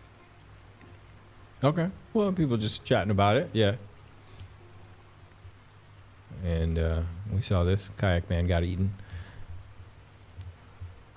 Look, I think that regardless, maybe he does know something about the case. Maybe he doesn't. But he's still, I feel like the moves he's making, he's probably was going to do anyway. He was going to start to do. What do you think? Or do you think he knows something we don't know? RH? Yeah. I think he knows lots of things we don't know. About the case. About the case. Oh, he would know it before we would, for sure, right? Like he would get because his lawyers are working in the background. They're talking to the prosecution or you have it, and they're and then communicating to him. So like he would for sure know before we did. So if we see him make crazy gutsy moves like launching pumped out tires, for example, stuff like that, it makes me wonder if he's like, oh, I'm in the clear, right? It's just like the second shoe hasn't dropped yet, but I'm in the clear now. I feel like he might have that feeling just with all the action that we've seen, because there was no action for a long time, and now there's lots of action. Yeah, it's a good point. Somebody asked, we're looking at EHEX right now. Somebody asked something about, is it ready to pop? Rapid unbox. It popped. It popped here on, the date was February 3rd. It popped. Okay, see how it wicked into this box I had drawn down here? It had major support down here at 0.0017. That was the pop on the February the 3rd. We've been rocketing up since then. You are seeing possibly a reversal candle here. We topped at 0.0046. We popped at 0.0016. So it's almost a 3x. Almost like a 2.3x. 2.5x. And looks like we might be reversing here with this doji candle. But it's not closed yet. We're going to see what happens. And it's no big deal because you got really strong support right below us. You had just broken support, and now we're going to come back. I think we're going to hold above it and make a beautiful inverse head and shoulders here is what I think we're going to make. Okay. So that'd be something like this. I think we're going to hold on that support, and we're going to move up. Nice. Yeah, let's see what happens. So that was your pop. If you're waiting to get in, look, these are cheap prices. I don't care which way you cut it. I'm not going to feel sorry for anybody who's waiting for 0.0032, who missed it, who didn't want to buy 0.0038. Okay, these are very cheap prices, so you should be DCAing. Yeah, really. You never want to be greedy at the bottoms. You're at the bottom, and that's one thing. We're going to go back to Red Bull Vodka's question about the $1,000, because most of these cores are still in their bottom ranges. They're in their lower ranges. You should be greedy now. You should be greedy at the bottoms. Okay? As we move up into much higher ranges and we build support above, then you should be really thinking like, okay, where do I deploy? Right now, you should be like, it's Friday, I got a paycheck. Okay, $20 into Hex, or $200. I don't know what your paycheck looks like, right? But you should just be like, bam. It's a market buy, man. 0.004 cents on EHEX. It's a market buy. That's it. It's just Friday or whatever. You don't want to. Yeah, DCA, right? DCA in, DCA out. That's the best practice. Yeah. RH knows everything. Who's that chick talking? That was Corpio Crypto. Is that the right name? Is that how you say it? Crypto really Stylist. Crypto Stylist, yeah. At Crypto Stylist. She's hot too. Yeah. I don't know who that is. Oh, but actually she's been in the chat a couple times. I've seen her. She's cool. Let me type it. Yeah, she's an Asian lady. I think she lives in Hong Kong or something, and she's supports the PulseChain fully. Cool. So hopefully I've spelled that right. Drop that in there. At Crypto Stylist. That was the lady speaking. Smart lady. Definitely heard her before. Yeah. Very smart lady. Be great to have her on sometime. She's got some insights. She knows some stuff. That could be arranged. Woo. Friday night. Subscribe to the channel. Smash that like button, pups. I'm here on Friday night. After hours on stream. Having a drink with the pups. Sharing the alpha. Friday already? It's Friday already? Oh, it's Friday a.m. Yeah, it's like late Thursday night here, yeah. Okay. For you. For me. It would be painful for you. All right. So EHEC's looking good. Now, what would I do if I had $1,000? Okay, if this video gets 1,000 likes, in the next 30 seconds, I'll spill the alpha. 1,000 likes. How far are we away?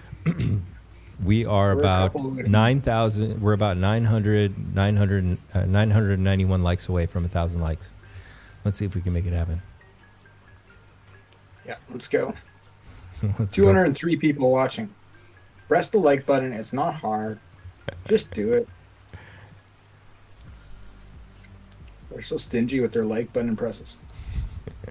Some people are like just listening. They're in the car. They're working. Yeah, fair enough. I've got some really cool messages from you guys, chat. Really cool that you guys have been listening at work. You're listening in the car. You're listening while you're doing stuff at home, while you're tending to kids. I've got some really cool messages. So really appreciate you guys out there, and really appreciate the support. I know it's you're doing stuff while you're listening. So, but we're looking really good now. If you had $1,000 right now, you came over here to PulseChain, you brought it over the bridge. What would I do? All right. I have a banner at the bottom of my videos, so I'm biased to 3 tokens. That the banner says PulseChain is more than a blockchain, a tropa, pDAI incentive. So those would be 3 for sure. I would pick up a little bit of pDAI. Maybe you'd say like, you know, get $100 of pDAI, get $100 of a tropa, get $100 of incentive token. But actually, I would say get more incentive token. So get $200 of incentive token. All right. So you got $200 of incentive, 100 of a tropa, 100 of pDAI, and then get you. I would get. Here's what I would do. I'm not writing this out, but I would start just get pHex, PulseX, Pulse. Okay. At least $100 of each. And then $100 of the ones I just told you. So that's $600. You got $400 left, right? So you got pDAI, incentive, Atropa, PulseX, Pulse, and pHex. Okay. So now you got $400 left out of that 1,000. Okay. I would definitely get one of the memes. Okay. I would say teddy bear. Okay. Bear. I'm still very bullish on bear. I think it's a phenomenal meme. I know that RH has some specific ones too. So you could maybe even pick one of those. Like maybe you like Most or Pump. Okay. What else? He kind of made some. What else did he make? He made ADA. He made some Most, other. Pump, Trump. He made the Trump. Yeah. Those are the 3 big ones. Most, Pump, and Trump. They have the most liquidity. Yeah. So you could pick one of those too. So let's say you pick teddy bear. Now you got 300 left. All right, 300 left. Now, what I would do with this 300 is I would pick something you resonate with, okay, that you like the most, that you're vibing with it, okay? And once again, I don't want to leave out purple Bitcoin. So maybe you pick up $100 purple Bitcoin, okay? Fine. So now you got $200 left. All right. Now with that $200, what I want you to do is pick 2 of those assets that you vibe with the most. And I say vibe because I'm not here to tell you which one's going to run the most. I think you should make a choice here. I think this is a little bit where you get to bring your intuition into this. Okay. Now, yeah, Zach made a good point, G baby. There are a lot of other great memes too. You can do this, but I'm just going to put this out there. If you pick 2 of the assets, let's say you picked that you liked out of everything we talked about. You liked Pulse because it's the home token, and you liked, let's say, purple Bitcoin. So you bought another $100 each of those. So now you have 200 of purple Bitcoin and 200 of Pulse. And then I would go over to one of the farms. You know, Fast talked about the farm that he has with purple Bitcoin and Pulse 60%. And you could pair those up and put those there. Is there isn't a purple Bitcoin on PulseX, is there? I definitely also want you to do not a farm. There was in the early days. There was purple Bitcoin against wrap Bitcoin from Ethereum, but there's not now. But it's a good strategy because if you go into farms, you're going to get yield, and then you can use your yield to DCA more. If you're a little guy, if you're a big guy, you're going to play whale games. If you're a little guy, you put in $1,000. If you can make 100% APR on that $1,000, that's like an extra $80 a month you can DCA with. I want to see you take, and I'm just going to do this in case people are nervous. They want to just stay here. That's fine. I'll just show you here on this PulseX Farms. Wait, is this point? It's not even the right one, is it? Point version 1 point. There we go. Hang on. Okay. All right. Oh, that's right. He's changed the farms. That's right. Fuck. Yeah, that's the low APRs now, oh, that's right. Okay, changed my thing because I was gonna say I want you to start farming that ink token. He just lowered the the APY dramatically. Okay, so you would take your purple Bitcoin and your Pulse. Maybe you go to $2 over there. You find a competitive farm and you stake a little bit and you start earning some incentive token. And maybe you still have 100 left out of that. And yeah, you can have some fun with some memes, right? Somebody mentioned G Baby. That's a nice Atropa meme over there. I have some G Baby. I have Teddy Bear. I have BFF, which is Atropa's little teddy bear, the white teddy bear. And allow your intuition to guide you. Always have a little bit where you choose, all right? But in general, if you kind of diversify among some of those main ones that I mentioned, I think you could do really well. And you could certainly double up with what you have left over. You don't have to just go into different. You don't have to be different stuff with everything. It doesn't have to be that diversified. You can pick something if you vibe with it, right? And everything I also mentioned is in a great consolidation phase. Like they're all low. I think they're a fair value right now. I think you'd make good entries on any of those right now. All right. I didn't mention anything. That's true. SteadyPub mentions PTGC and PulsePub. Now those are both ETFs. I mean, ETFs. They hold a variety of different pairs and assets within them. It's like buying, VOO on the stock market or something like that. So those are also good plays too. You could take, $50 and put it in each of those, a PulsePub and PTGC in each, and let those ride with the market. And that's also a good strategy too. I like to do that with my yield sometimes. I'll take something like PulsePub. I'll call it a lottery ticket like Somi does. I'll be like, okay, out of this particular farm, I pulled $50 worth of yield, and then I'm going to use this as a lottery ticket. But I didn't sell any of my core tokens. I still have all of them. But I could use the yield to buy these lottery tickets. And if you're doing it every day like I am, then it starts ending up being an interesting bag. Yeah. I have rain, Red Bull Vodka, I have rain playing in the background. That's what you're hearing. It's like a very light rain. But actually it's pouring snow here. It's pouring snow. So it is technically raining here as well. But earning ink is good. Or pick up a little extra ink. I like ink. Huge fan of ink. I like it. And PulseX is very strong. Let me show you guys the PulseX to Pulse ratio in case you're trying to decide which one of those you like the most. Well, they're both great, but you can see PulseX to Pulse is a beast. All right, PulseX is just climbing. But now, in all fairness, Pulse hasn't moved that much, and I think the Heartman has possibly kept it that way for a reason. Allows everything to shine on the chain right now. Also keeps gas fees very low. So there's a strategy in keeping Pulse low right now, right? There's a strategy. There may be a point where Pulse rips everyone's face off and just rocket ships up. We don't know, right? But there's a big strategy in keeping it low. You got cheap gas fees and it makes everything else look great. So, it's very good.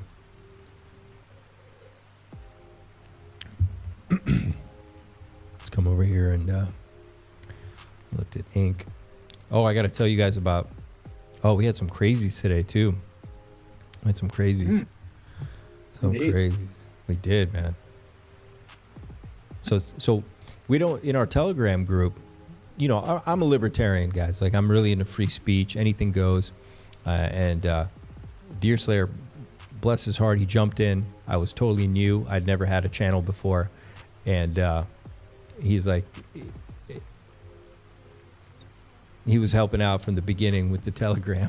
He's like, look, you need some rules. And I'm like, no, you don't need rules. They're adults. And he's like, yeah. He's like, welcome to crypto Telegram, St. Wolf. And I was like, yeah, we don't need rules. He's like, yeah, it can get out of hand. And Deerslayer ended up being absolutely correct. Things did get out of hand. And since we got, we just get some emotional people, some crazy people in there. And it's weird because this person had gone on a rampage in the pub, and the pub has no rules, like very little rules, right? You can chill, you can talk about any subjects you want as long as you're not, calling for assassination of people or whatever. And he had caused some problems. This person had caused some issues before, and he had gotten a timeout. And he messaged me personally and went, hey man, what's up? And I was like, look, man, I'm really busy. I don't know exactly the details, but look, it's not a big deal. You'll be let back in a short amount of time. All right. And he stirred up a bunch of big mess, and then he kind of was chill. And then a week later, I personally let him back in, this person. Okay. I just undid the ban. Okay. So he got a nice warning. And once again, apparently he just caused a huge guffaw in the pub. And it's just like a nightclub ban. You can come do whatever you want, but if you're really disturbing everybody else, the bouncer's going to toss you. So he got tossed the first time. And I told him, like, look, you can come back the next weekend. And he did. And everything was fine. And then he caused this big mess again. And he got a permanent ban. I don't know if it's he. This person got a permanent ban. And he messaged me again, what's going on? I was like, look, once again, I don't have that kind of time on my hands to babysit. That's why I didn't have that many rules to begin with. I really don't. And I just told him that, that's it. He's gone. And crazy people on Telegram. And then he's gone on X, and he was saying crazy stuff. So he said on X, he started posting comments that I had accosted a cancer patient, some girl who was a cancer patient or something. You did? Oh, yeah. Wow.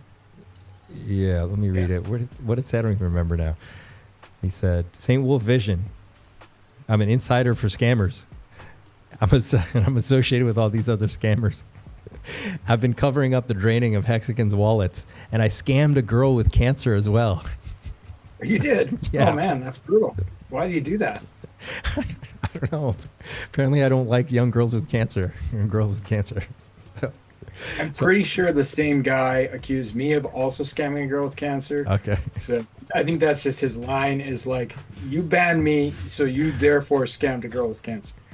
I wouldn't take it personally. Yeah, I mean, I didn't take it personally. I once again, I had to block him and deal with that over there as well. So yeah, look, and we're pretty chill. Anything goes.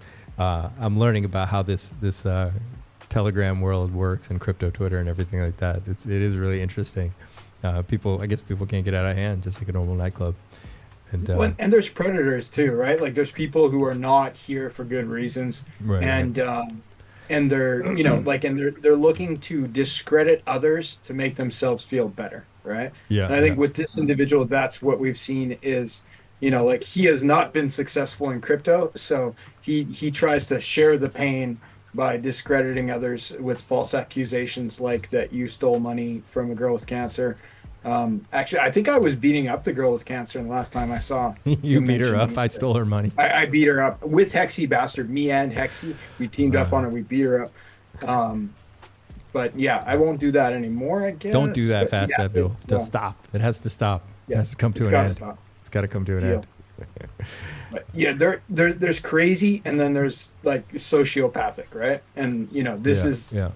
I mean, people get twitchy, people get angry and sad, like that's understandable. Yeah. But when somebody's attacking for the sole reason of that they're trying to hurt people and they don't care about the results, that's not okay. It's a different thing. Yeah, it was definitely pretty crazy. And the thing is, he'd gotten a warning, and people that I trust that are helping me out wanted to do a permanent ban from the beginning. I said, no, I want to give everybody a chance. And after 7 days, I undid his ban. I went out of my way to remember to do that and went and did that, and then the person caused a guffaw again in the pub. And like the pub, dude, it's tough to get even someone to tell you to calm down in the pub. Like anything goes in there. Like really, it's a riot in there. There's the naked people and midgets. It's just crazy in there. Okay. They're shilling things. The memes are off the charts. So he was just causing a huge, batshit crazy storm in there apparently. And you got a ban. There's still rules. And then he went off about free speech and this and that. I'm like, bro, we're not Congress, dude. Like, what are you talking about? Like it's a private telegram, There's free speech, and then there's like, attempting to blackmail people in lies, right? Like, like stealing money from the girl with cancer, which we all know you didn't do. Like, this is all tongue in cheek. That's past the line, dude. Like, you can't do that. We're not okay with it. Yeah. It was out of hand. I quickly kind of scrolled through just really fast, and I was like, "Whoa, this is crazy. This is crazy talking here." And that's it. He got the final. He got the ban. That's it. We're not there to babysit. We can't keep giving people warnings. So I don't think any of you in chat will have problems. But that was the start of the day, because then he came to X. Like I said, he's commenting on videos, and he's telling people that I'm accosting cancer victims and stuff. Oh dear. Fuck. I was like, because I got a message from a couple other people. Maybe it was people he knew too, who were like, "Hey, St. Wolf, what's going on? I heard." I'm like, "Fuck." And then my stalker came back, and the fact that this person came back officially made them a stalker. So now that's another, yeah. And I haven't told you. I told Deerslayer and Fast Abdul and I mentioned it in the thing. I just didn't want to get into it because I was already burned out from this first person. And then when the stalker showed up again, I was like, I'm done. I need a break from chatting with crypto, Telegram, and X. So here's what happened. Okay. So a lot of people, they don't want to be in the public eye, right? And I get it now. Now that, things are amplifying, everything amplifies now. And I'm like, okay, I get it. Because you become a target for all kinds of shit, right? Yeah. And stuff. Especially if you have the face on the screen, because so few of the crypto bros are actually on the screen, right? Yeah. There's lots of people on Twitter, there's lots on Telegram, but not many where you can put a face to the name as well as a voice to the name, right? Like, it puts us in a very small group, and it's you end up getting attacked by people. Sometimes. There's also lots of support out there, right? It's relative. Yeah. I'm going to see if I can show it to you. Let me give you the backstory real quick. By the way, if this is, if you guys don't want to hear this, I don't have to tell it, man. This is actually, I can just tell the guys in private too, what happened, because they should know, because it's got me a little bit concerned, but I don't have to share it on here. Wait, I should get your advice. Should I share this on here, the stalker thing? I think to, we've talked about it. I think to show, to give a name to the person, to show their tweets would give them more power than they deserve. But, I understand if you want to. It's but the, sometimes when you have a scammer or something like that, or in this case, I can't confirm this person's a scammer, but somebody with ill intent, and you give them some power when you actually show people who this is, because they have the ability to interact with that person. It's so ridiculous that it's not it doesn't look positive for the person that they posted this. So I guess you could go either way on it. Shit. All right, everybody grab some popcorn. All right, I'm gonna spill it. Let's do it. You guys deserve It's pretty funny, actually, so why not? All right, let's let me see if I can show you. How would I do that? Let me think here. So you've probably blocked this person. You can go to their profile, and there's a button to show their tweets. Do you have the profile? It's okay. Okay, let me give you the backstory really quick. Okay, so somebody, I'll read it to you right now. Let me get this out. 1 second here. Do this up here. Oh, I know how to do this. Okay. Oh, wait, just a quick note. Have we moved on from angry spammer guy to stalker person? Is that what we're talking about now? Yeah, we moved on, right? Oh, sure. Oh, yeah, no, I totally want to see stalker person. Yeah, please do that. Okay. I thought we were talking about angry spammer guy. Do you see anything on the screen right now? I see nothing. Okay, great. Okay, I'm gonna set it up because I don't want to share their name. Let me think. Okay. Let me go back to the beginning. Okay, there it is. Okay. So on one of the live streams, all right, somebody, can I show this here? I think I can show this. There's nothing sacred here. So, you know, I've gotten some like racist comments and stuff like that since I started. Not a big deal. I had brought it up to Pedro before. I didn't realize that YouTube has some AI algorithms, so you guys actually don't see everything. I remember I messaged Pedro and I was like, dude, what do I do with this shit? You know what I mean? And he's like, what? And then I realized that you guys couldn't see it. Only I could see it. So, of course, I didn't approve it or I didn't interact with it. I just ended up deleting them, right? So I was like, okay, no big deal. Got that out of the way. And then literally a week ago, I got a comment on one of my videos, all right? And the person wrote, I can't remember what it is because I deleted it just thinking this is a one-off thing, no big deal, okay? And the person said like, hey, St. Wolf, who do you think you are? Why would you put your finger to your lips in your photo for your videos? Do you think, like, what are you trying to say to us? Are you a kid lover? Do you enjoy doing things with children? And do you not, yeah, I mean, now it started getting really creepy, right? And then he's like, don't you understand the symbolism of what you're doing? And you're like, I think you know what you're doing and you're that kind of person or something like that. And I was like, oof, it gave me like the ick, man. It was just nasty. Yeah, right? totally. It wasn't even like the racist comments where you were just like, I was just like, what an idiot. You know what I mean? Like, you don't even know what fucking race I am. Like, you're an idiot. This literally was like, ooh, somebody had to piece this together and send it to me, right? It was like really, really like creepy. And I was hoping that your stalker would be a hot girl. I know you guys were. No, man, this is. I was really hoping for the hot girl. Yeah. I would have been more excited about it. I was like, guys, I have some great news. Remember that yoga girl on Twitter? She's stalking me.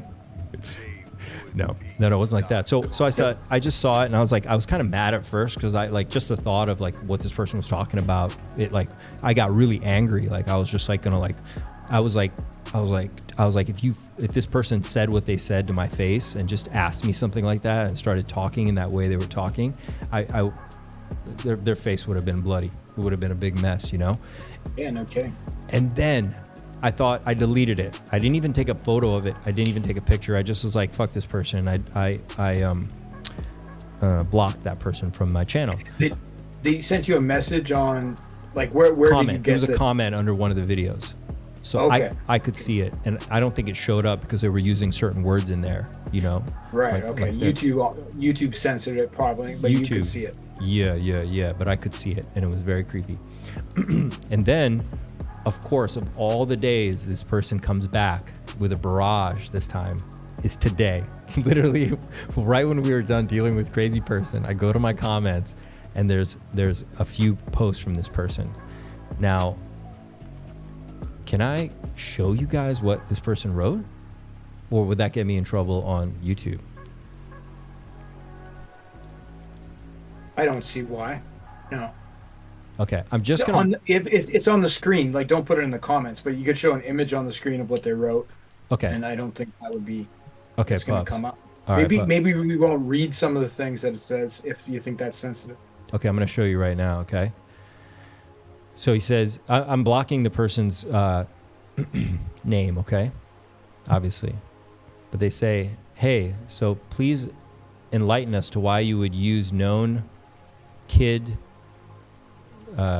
Illuminati symbology by putting your finger to your lips on your YouTube thumbnails. You think that's cool, do you? Question mark. We're coming for you. If so, are you really that ignorant and desperate for clicks? So now he's saying we're coming for you. And so this is happening today as I'm dealing with this guy on X being like, you're attacking cancer patients. And I'm like, what the fuck? No. Like all the crazies came out at one time. And this isn't the only one. There's more. So, okay. Could be the same guy. No, because this started last week. His first message. Yeah. So he was already coming. That's why officially it became a stalker now that it's got multiple. So now what I did was I went, okay, look, what did I do wrong with my thumbnail? You guys have seen my thumbnail, right? Does anyone in chat think there's something wrong with my thumbnail for the videos? I mean, look, give it to me. Is there something wrong with the thumbnail? Oh, it looks funky and cool. I don't know. I never really noted anything particular about it. I just was like, oh, it's the after hours show. Anything goes. I'm doing charts late night. And we talked about we would talk about weird things and stuff. So I don't know. I just took a picture where I was like, shh, you know, I thought it was funny. The symbolism of that is obvious. It's like quiet, secret. That's what you're implying, right? You're not implying like, you know, nasty things about children. Like that is a stretch that somebody who must have been thinking about that would come up with. Well, yeah. I not in a million years would I have thought what he said. So what I did was a logical thing. I just went to Google and I started Googling the words that he said, that he was describing me as. Like, why would you use child Illuminati symbol? You guys see what he wrote, right? I'm not going to say it on YouTube, right? You can see it, right? Maybe zoom in a bit, but I'm old. Yeah, that's better. I can read that now. I'll let you guys read that. So I just Googled these words. I literally took this person's words and I ran it through Google. All right. Yeah, that's pretty creepy. Pretty creepy, right? What did it come up with? So this is what it came up with. So the first thing I Googled was exactly that phrase that person wrote. That's what he wrote. I don't know who it is, right? So this is what came up. Not one image of a person with their finger to their lips, right? So I'm looking around, I'm like, okay.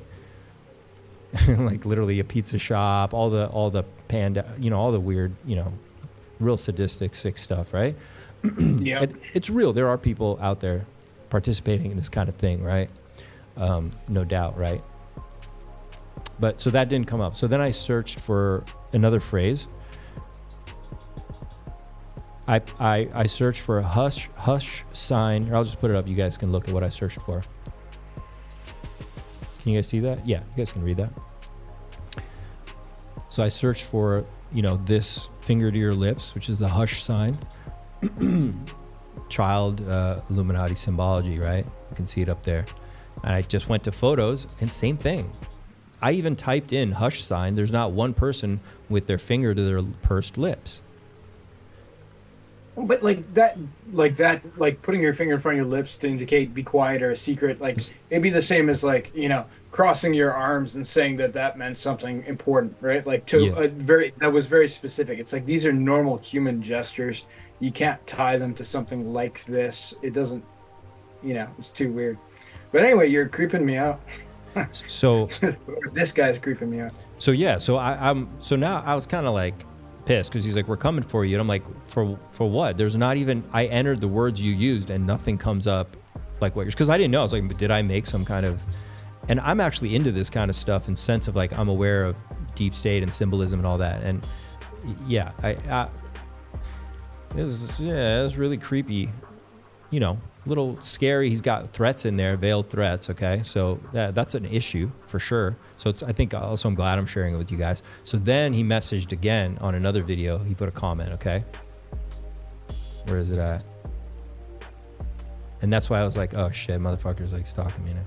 There he goes again. Oops. He says, shh, it's PEDO. Boy signaling to his masters he's one of them. Symbology here is either being used as clickbait and he doesn't understand the implications, or he is a blatant idiot. Either way, to use such disgusting finger to mouth in your thumbnail is really dehumanizing to those who've been through the SRA that is so prevalent. This symbology will be your downfall. What? That's creepy. What's going on? But no one is thinking that except for this weirdo. I assure you. So let's block him and and be done. Yeah, I mean, you guys know the picture. It's a thumbnail I use every time we do a live. Yeah. It's the same thumbnail. It's just, you know, after hours live, anything goes, adults only. I don't know. I still wish we were talking about a hot chick that kept sending you panties in the mail. That's really, when you're like, you messaged me earlier and you're like, oh, I gotta tell you about this stalker. We'll talk later. And I was like, oh yeah, stalker. Hey, nice. But yeah, no, not nice. Very bad. You were hoping this was my stalker. That's who you're hoping for. I have better stalkers than you do. My stalkers, I don't have good stalkers apparently. So, oh well. Yeah. So, you know, if I don't show up for a live stream, they found me. All right. Well, keep me in your prayers. Yeah. No, we'll send a team. It'll be fine. Deerslayer and I will deploy the team. We'll rescue you from those guys. Yeah. Yeah. So obviously, I can remove this person from my channel, but I did that before, and they came back with just another name. So they're just making these fake things, right? That's why I called him a stalker, because I'm like, oh, the person went out of their way, made another thing. Now they're blasting me with multiple of these crazy, creepy messages. And still worth removing them. Make them work for it at the very least. Yeah. They got to make a new Gmail. They got to use a new cell phone, right? Like, make them pay. Deerslayer thinks we have the same stalker, which is true in one case. In one case, it is. We're gonna do a energy clearing really quick, pups. Please. Let's clear the air. But have me in your prayers. There's some really sick people out there. I do want to say really quick while we're on it that there are vulnerable people in this world. They are our future. They are our children. It's our responsibility to protect them, no matter whose children they are, and love them and report anything you see funny going on or you suspect with them. They are so precious, incredibly precious to each and every one of us. All right. And, you know, what this person sees in the world is a reflection of what this person is on the inside. All right. There's nothing on this channel that would even remotely hint to anything like that at all. And so, yeah, I actually pray for that person. I hope they, whatever, you know. But, yeah, let's clear the air. Let this wash over us. And hopefully in the future I get better stalkers. Keep my fingers crossed. Me too. Yeah, I want some more hot chicks, less crazy sociopaths. Let's get...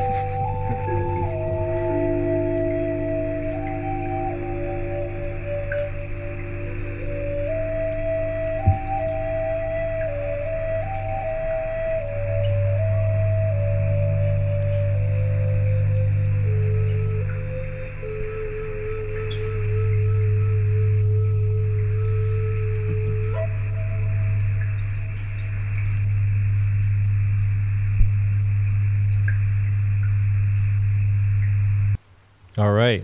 That was amazing. That was amazing. Everybody feeling all right? Yeah, that person had the ick, man. That's the thing. That's why I remember when we were going through this thing earlier and I was like, look, guys, I got to take a nap. That's what I was digesting at the time. I just had that. We just went through that torrent of that person, and then I had to deal with this person. And I was like, fuck. Like, I was like so icked out. I literally told Deerslayer and Fast earlier, I was like, I'm laying down. And I did. I just went and laid down and closed my eyes and took some breaths because I was like, what the fuck? There's some twisted people out there, man. Crazy. Agreed. Yeah. But you put your face out there and you're going to get a certain percentage of the crazies, right? Yeah. And we've seen that this week, right? Like, we have 2 crazies today, right? Like, and next week there might be none, but the week after there's going to be a new crazy for sure. Yeah. So chat, put some, cross your fingers. Let's get some really good stalkers out here. Let's get the ones in high heels and mini skirts. Yeah. So Atropa, we got an ABCD about to play out here. Oh, we don't got that. Where'd it go? We got this ABCD playing out. It's touching into this purple box. I do think it is going to go ahead and come in here. It's showing a little more weakness in purple Bitcoin. This is breaking down. We're going to come down a little lower. I think Atropa is in an amazing buy range. It's $69 million market cap. If you don't own Atropa or you're not accumulating, there might be something wrong with you. You might need to get your head checked. All right. This is bonded with everything across PulseChain. pDAI goes up, this goes up. Teddy Bear goes up, this goes up. It's all over the place. Johnny Chaos, what's up? Oh no, Johnny Chaos hates Atropa. He does not like Atropa at all. He's gonna be very pissed. Johnny, just don't put a thumbs down on the likes, please. Just come on. We're doing pretty good over here. Johnny represents the other side of the argument. That's okay. You ever want a good fight? Johnny's your man. There are no good stalkers. Let's see. Johnny, would you ever come on a stream like this where an Atropa chart is up? Or would that be considered a hex? Let's see what's going on out there. Would you ever do that? What are your views on pDAI, Johnny?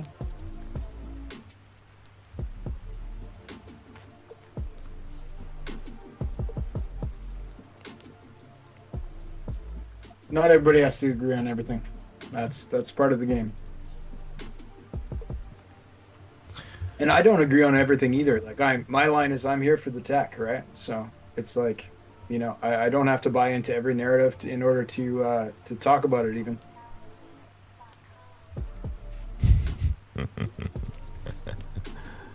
G baby, look at that. What is that doing? It's making the little dipper over here. Let's come up.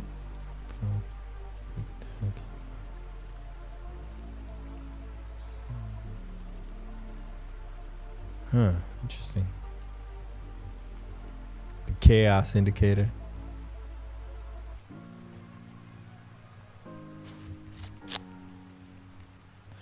Let's see. G baby. Time is in.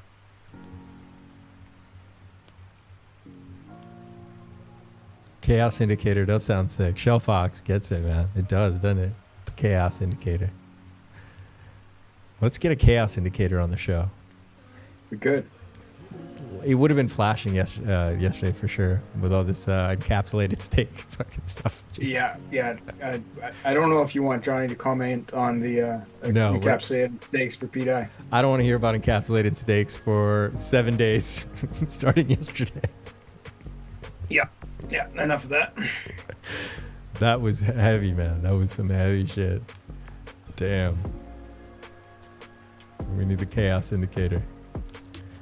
Oh, it's looking good. One day you have Sloth on and he can explain it in a different way and he can talk about the ICOSA thing, right? Like it'll be a more practical, breakdown of it.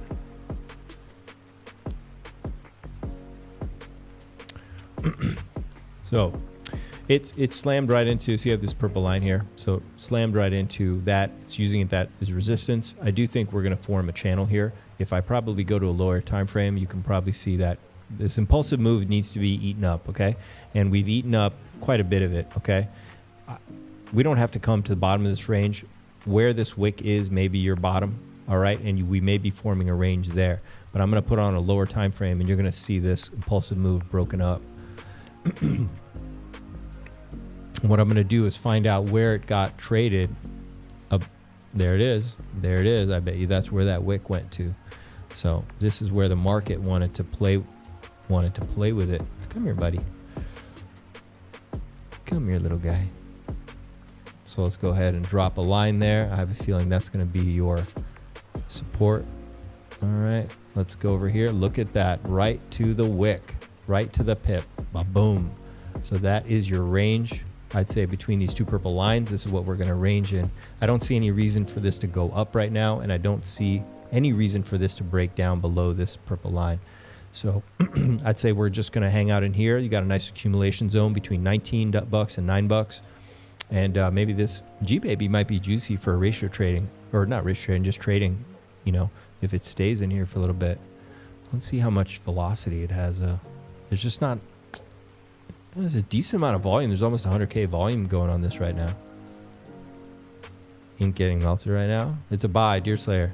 It's against it. Yeah, no, it's a good range, man. It's at 15. I think it's a buy. I did buy some already. I picked up a little bit, I think, when we broke this purple line, maybe.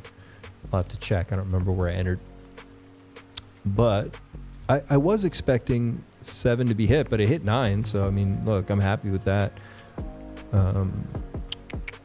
Yeah, this could be it. You'll probably get a spring to my first line, okay? So it'll range in here. You might get a type of Wyckoff, and then you'll get one spring down, which is very common, right? You saw it happen on Ink when it made that last plowed like $1.30 and then it blasted off. So, you know, you'll get some ranging in here and then you get one last dip in there, and that'll probably be your break to the upside. Now, it's possible you could get really low targets too, depending on if you get really weak, but I'm not counting on that right now. The market doesn't seem that weak, but let's see what happens after another week or two of ranging. Let's see what happens. But G-Baby looking good, man. It's hanging out. I think that's going to be your range for a little bit there. Going to be your range. Oh, BFF. Let's see what's going on. 34 worthless eaters didn't smash the like. Oh, man.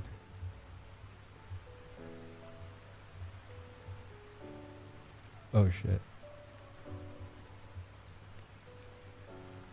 Let's see. Oh, we're supposed to go look at ink really quick. What's going on? Ooh. Yeah. Yeah, I mean, look, that's all right. I put a purple line right here at $2.69. So that's my target right now. So we're heading there. Nothing out of the ordinary. We broke this uptrend. You see this purple line, this uptrend? It got broken right here at $3.57. $3.55. How is everything landing on 5 5s? So we broke it at $3.55. You did a retest here at $3. Don't tell me it's $3.69. It retested at $3.69. Are you fucking kidding me? And we're on our way down to $2.69. Fucking numerology, man. This is crazy. That'll be the first target. Let's see what it does when it gets down there at $2.69. Then we'll know something about it. We'll know, but it's heading there. I'm not worried. That's what was in the cards. $2.69. I feel like I'm starting to get a grasp of ink, how it's moving. So BFF, here you go. We're holding up at about 5,045. Holding up on this uptrend. Really, it actually could break down, but it's holding up really good right now. It is holding up really good. Let me just throw a little bit of volume on here really quick.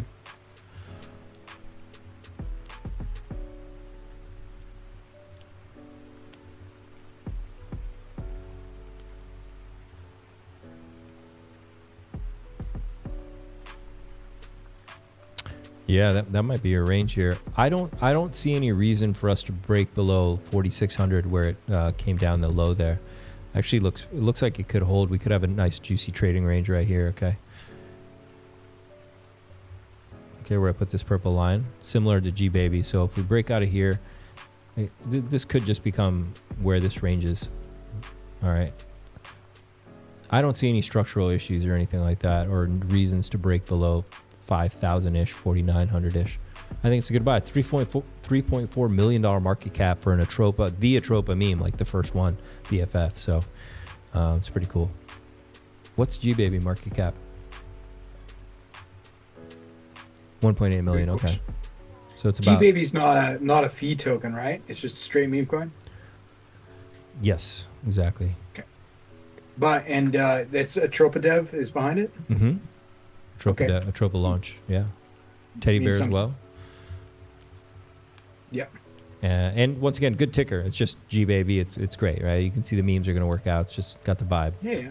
You got a baby in your thing too. You got the baby in the diapers, right? The Hexagon sperm bank.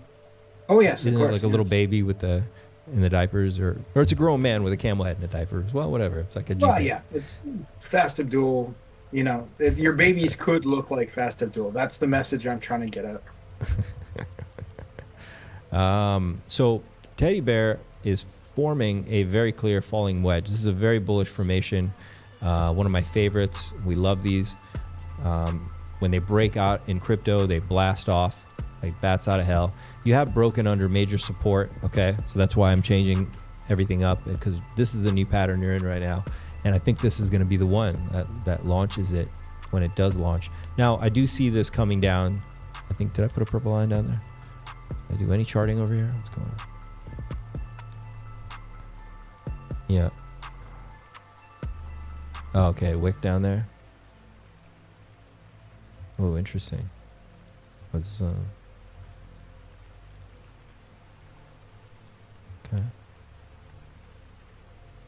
Yeah. Yeah, I think we're gonna hit the top of that. So Once again, if I break open that chart, that wick, I'm going to see some more action there. Let's see what's going on. And there it is. Yeah, right there.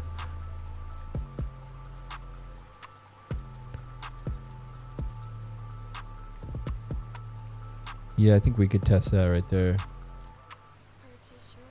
It's not too much further from where we are. It's 7028. You're at 7032. Teddy Bear's looking good. I mean, you're in a buy. $32 million market cap. Are you kidding me? Damn. Well, we got to make our purple box bigger, that's for sure. I'm gonna have to buy this down here now. Yeah, it could go lower. I'll give it a little bit of a stretch. We're gonna falling wedge into there. Okay, we're gonna falling wedge into there. Looking good. Tax tokens. Atropa Dev doesn't have any tax tokens. Yeah, so a tax token generally, when there's a tax when you buy and sell the token, so it could be 3%, 5%, 10%. It's just an extra fee that goes to the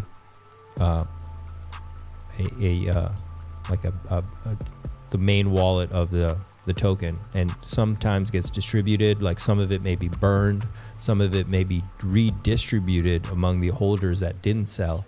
So it rewards them with extra, kind of in the way when you early end stake, where half of it goes to the OA, half of it goes distributed among stakers. Yeah, is that a good way to visualize a tax token?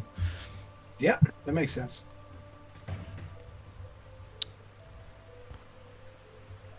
PulseChain. That's weird.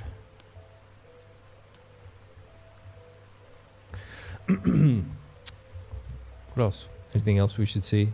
I don't think I want to go through every altcoin today. We actually covered a lot of stuff. We did. We had a lot of emotional moments today. Yeah, it was a roller coaster today too. Yeah. Magic. There was Spoonie, Teddy, Tropa, X, Hot Eggs. We did Die. We did Ink, Pulse X. Oh, Most and Pump. Those. I wanted to see those. Yeah, the first two. That's right. That's what it was. So a lot of people have been asking about these, right? Because a lot of people aped into these, especially Most, right? A lot because it pumped hard. It went really hard, man. Oh, it finally touched my box. There you go. There you go. $70 million market cap. It got all the way to what? 160? I think it was 160, right? Did it go higher?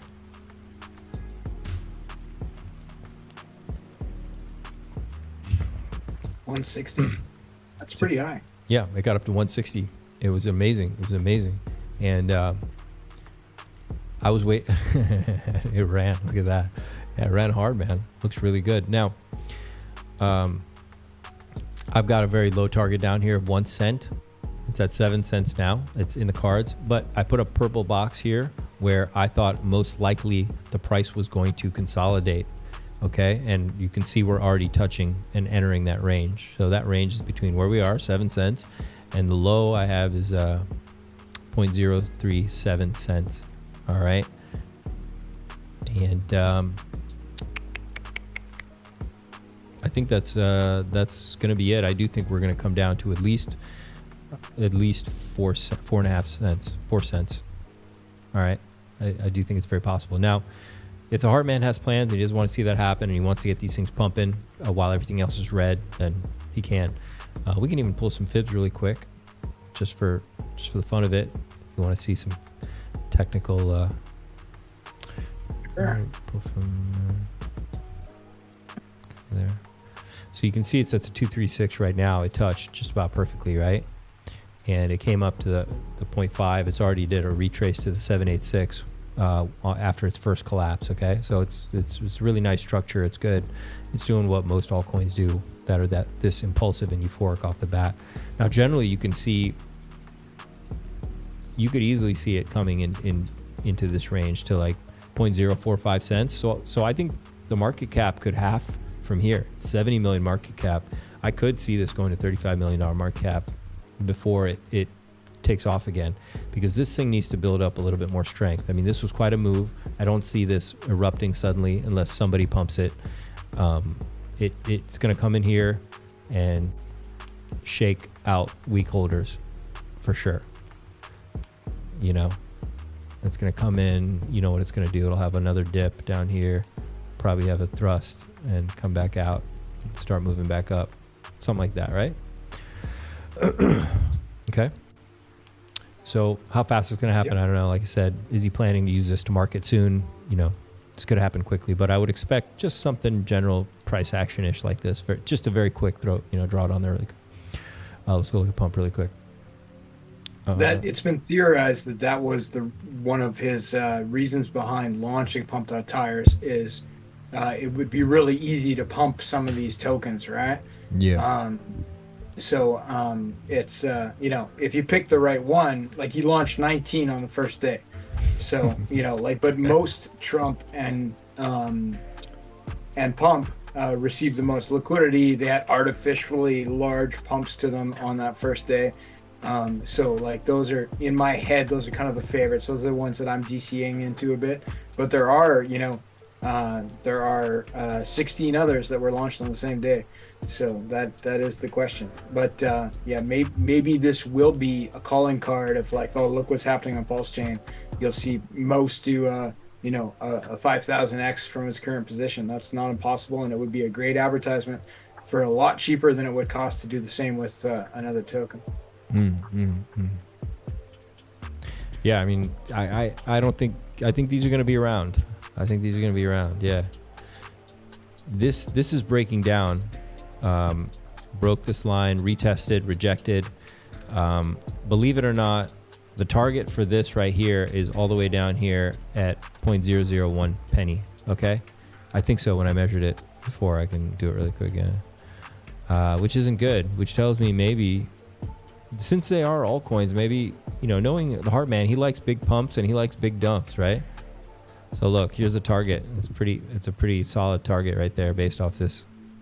You know, it's a head and shoulders, okay? It's messy, but it's still a head and shoulders. All right. So that's your target.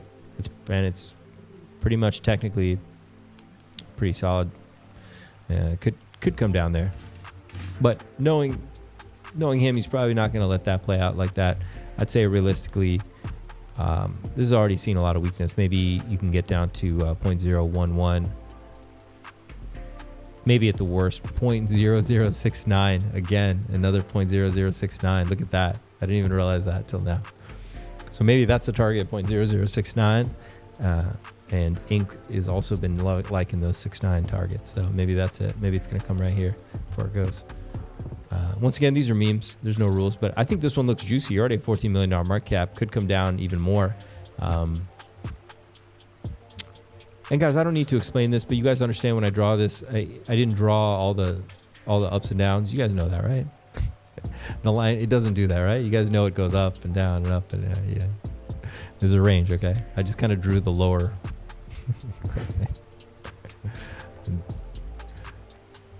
Let's see. The ETH. Let's double check really quick what's going on here. Yeah, what's ETH doing?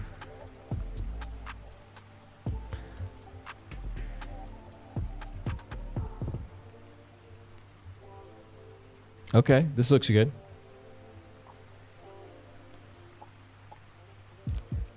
Pups, this is good. This is pretty bullish looking. This is pretty bullish looking, Pups. This looks like it wants to break to the upside some more. We might get a little bullishness coming here in ETH. Okay, this looks like it could be nice.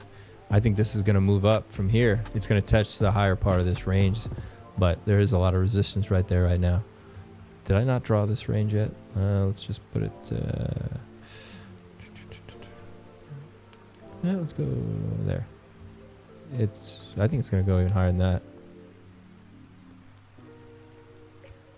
Yeah, we got a range here, so maybe that's... Oh, I already got this in here. Yeah, it's going to break to the upper side. This could be a place you put in a long.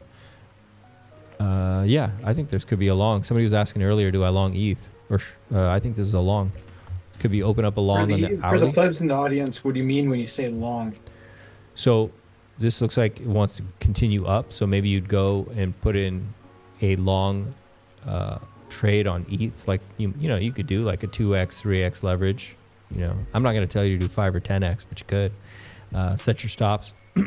You're making a bet on a long that the price is going to be higher than when you're buying said asset, right? So if I enter the long now at 0.2668, and you know I think it's at least going to 0.2785, I would long it from the price it is now for that in that $100 range. But if you're right and you do that range, and if you do 5x leverage, I mean, yeah, you know, it could be a nice little income for the day or the week. And then short is the opposite. You're buying it and then you're making a bet that the price is going to be lesser than when you bought it. So what the Heartman did with the OA, or not the OA, with the SAC funds, the ETH, the SAC money, he made a long on Ethereum. He bought it at, what was his entry, 3,800? Something like that, yeah. It wasn't the best entry ever, that's for sure. It was not the place to put in a long at all. And he put a long in, which meant he was betting the price was going to be higher on ETH. But it was at the top of it. But that being said, it wasn't leverage. It was just like a spot. Market buy of ETH, right? So it's not like he's going to get liquidated or something. Yeah, and you could long Ethereum on a spot right now and buy, you know, and you could still make a little bit of cash daily doing that if you get good at it. You don't need to do leverage, right? So he just spot did it, which was good because now we're much lower. So the bet was the wrong bet, right? He longed it at 38 and it ended up being a short because we're now at 2670, right? And when I say long, I just mean for like in the time frame of you know, the next few hours. It looks like we're gonna pump. We're gonna have a nice little pump here. So you could put it in a long for short. I'd like to do a small disclaimer. Most people in the audience should not be using leverage to buy crypto. I truly believe that. He's right. He's right. If you're watching right now, this probably means you. Leverage is dangerous. You can lose all your money. If you're a pro like Wolf, who spends 18 hours a day looking at a computer screen and train for it, maybe that's a different thing. But personally, I don't do leverage ever. I have done leverage, but I don't anymore. You have? The Yeah. scars, I see the pain. What happened? Indeed. I've lost, you know, not humongous sums of money, but like sort of like 30K sort of thing, right? Where it's like, you know, those scam wicks, they'll get you. And the pro traders, they like lose 30K every second day, and they just have to stay cool, stay calm, and go back in and like have no emotion. But no emotion is a very important part of the process. I think I could train myself to be able to do it, but it's not the only way to play the game, right? So you know, when you market buy something and you just hold until it doubles and you don't put 2x, 3x, 30x, 1000x leverage on it, like it is safer, right? You're not gonna, you know, in short of it being a rug, you're not gonna lose all your money even if the price goes down, right? Yeah. Look, it can be safer to do leverage because you're moving a much smaller position size of yourself. Your risk is actually low, but you have to be. Good point. You have to be like, you don't need to buy a whole Bitcoin. Okay, so it's technically less risky. Okay, it really is. I'm being totally honest. I'm not being facetious here. It actually is because you're risking a tiny amount of your bag. Okay, the problem is. But you have that understanding, right? You have to have risk management. You have to be the opposite. You know how like I'm cult-like when it comes to Richard Hart and PulseChain. I love PulseChain. When you're trading, you have to be the exact opposite. You have to literally hate the asset. Not hate the asset, but you can't have any attachment to it. You can't be into it. I just see XRP looks good right now, or ETH. Like I said, ETH looks like it could be a nice little setup there. And you got to go into it like that. The moment you like the asset or you're attached to it, you can get screwed really quick. You have to be totally cold, above the shoulders, clinical, heady. That's it. Over here, like the way I am with the Tropa, I wouldn't want to ever trade a Tropa. I'm just too connected to it. I'm too emotionalized by it. I'm too in it, with like a cult. It's like a cult to me, right? And it's way too volatile. It'd be scary. Yeah. I guess I do leverage regularly in a way, but I'm doing things like using Aave, like using liquid loans, liquidity, things like that, where I'm using collateral, but it's not on the same scale, right? It's like, you're sort of using 50% leverage potentially, but you don't have the same complete liquidation loss risk typically. I guess with Aave, in theory, you could, but you'd have to really work at it.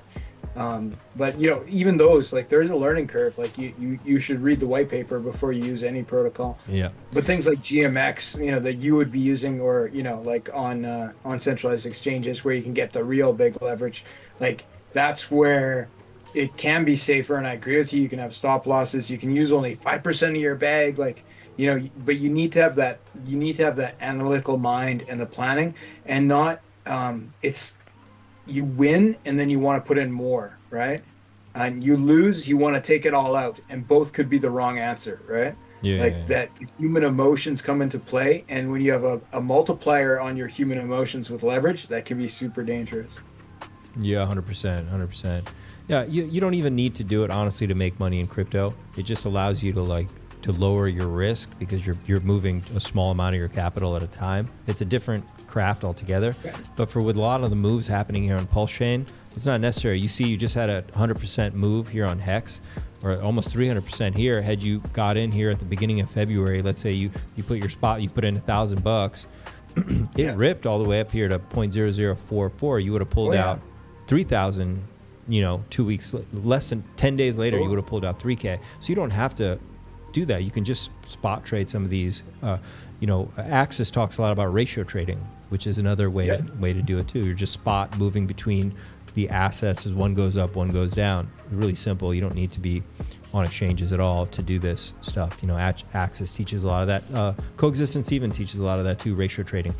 And with a lot of these charts, you can 100% do that with. Ink also. Look. Did you know you can actually do leverage on RH tokens? On a 9-inch or something, or on using the Fame protocol by the same guys that made Fux and Fiat. Okay. It's a fork of GMX, right? Okay. So I'm sure you're familiar with GMX, but it has Hex, PulseX, Pulse. It also has Bitcoin and Ethereum, the normal things you do leverage on. But you can take leverage out on Hex. So if you think it's gonna pump, yeah, for sure. Don't tell me. Don't tell me. It's called what? It's called Fame. PHAME. Okay. And there's liquidity over there. There's lots of liquidity, and it's a straight fork of GMX, right? Straight fork of GMX. But who do they trade against you? Somebody's trading against you, I'm sure. And Hexicans are smart, right? Or at least some of them are. So they are, man. You'd have a guy like Hexistani Dylan trading against you. I'm not sure I want to trade against him. He's pretty smart. It is part of the game, but it's pulling the information right off PulseX about the liquidations and stuff, right? Okay. It's not a game system, right? But you need to understand exactly what game you're playing, because it is it is for real. But it's decentralized. It's automatic. There's no it's not gate kept. There's not somebody on a centralized exchange who can freeze your money or anything like that. So right. I think it is legit. Do you think the hard man hates stuff like that? No, he was begging someone to make a protocol to allow people to short Hex, and that's what we said, short Hex. Really? And so Buck from Fiat Fame Vux, he made a protocol where people could short Hex. No way. Because that's what Richard asked for. Really? Wait. Yep, straight up. Wow, that's interesting. He's just full of surprises, huh? I wonder if Richard's on there himself. That'd be really scary. Though I don't think he could be bothered with the small numbers. But I think this is the break. But yeah, we have Fiat on PulseChain, which is Aave. We have Fame, which is GMX, and we got Fux's balancer. Like, we have all the good stuff pretty much. We're only missing a couple of the big, like, you know, kind of legacy blue chip tickers from Ethereum, and they're mostly made redundant by the other ones. Like, we don't have Curve, but we have Balancer, which is kind of better than Curve, and we don't have Compound, but we have Aave, which is kind of better than Compound. So, like, most of the good stuff is just here. Aave is a cool one. That's like, you can take a loan out against your Hex, or you can put in something like USDC or ETH or whatever, and then borrow Hex if you think Hex is going to go up. So that's another safer way to do leverage. You don't get, you can't do 30x leverage, but you could put $1,000 worth of ETH in and borrow $500 worth of Hex. And if Hex goes up, you can sell that, pay off your loan with that you took out with ETH. Like, there's lots of ways to win there. I think you could get your mind around that. We don't have Maker. Beached Whale says. We do. Well, we have the copied version, but we don't have. We don't have a forked copy of Maker run by another team. This is the Heartman's pup. Sorry, what's that? Michi, the Heartman's, is that his dog? I'm not sure. Perhaps the audience knows.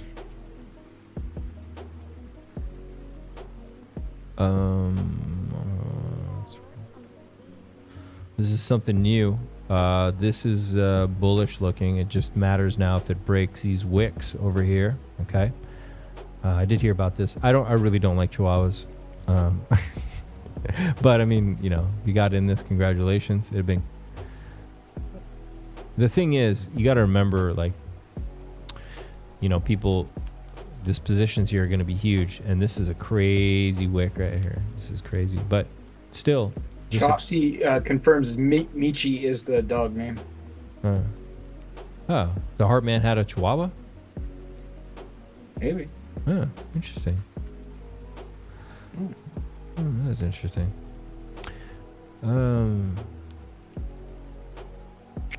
Yeah, I think if you, I mean, this is a what I call a hammer. I mean, you just need to get above.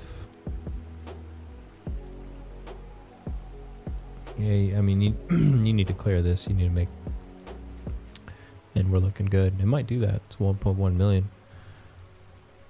Somebody said B-Roots is talking about it. There's gonna be massive bags. Yeah, that's what I'm saying. Yeah.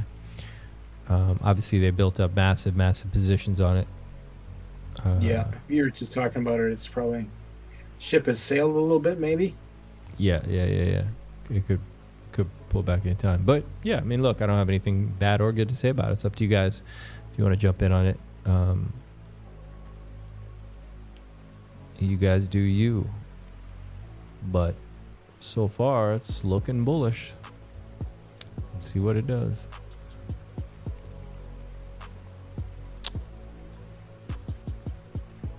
And fuck, they're gonna clip that. It's gonna be on X next.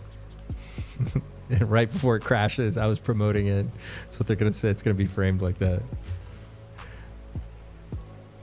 There you go. Stealing from children with cancer again. Maybe. With a wink. We'll come up with something new, hopefully. That one's been used too many times. What else? Let's go look. See what Pulse Pup's up to, really quick. Look at that, looking good. Can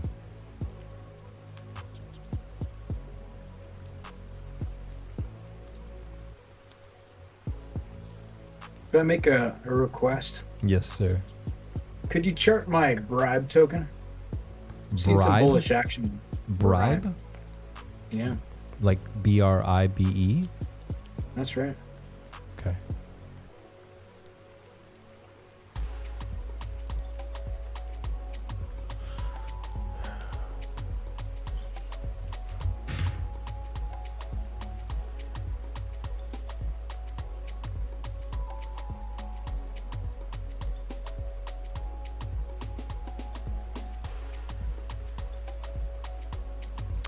So this is good. Pulse Public is really nice. I do think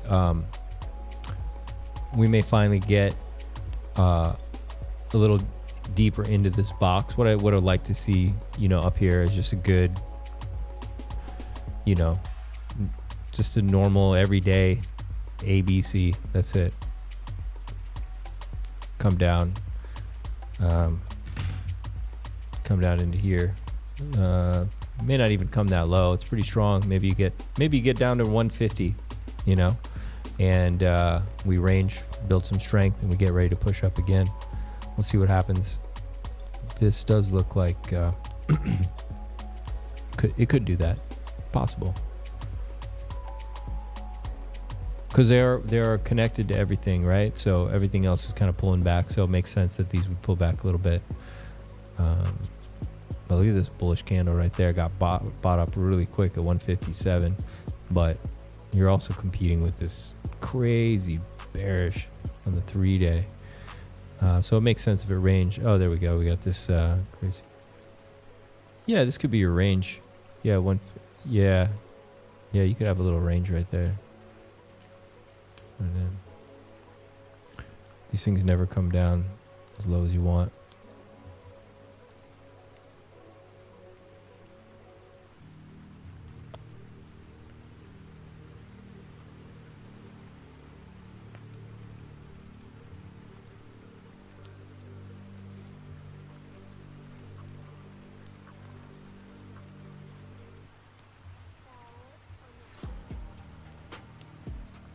Damn, this fucking July, what the fuck's that?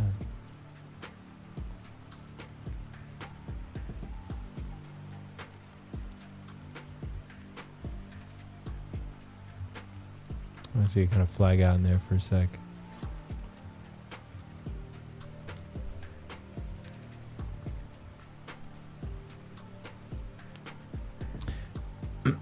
Meet up with me somewhere over here.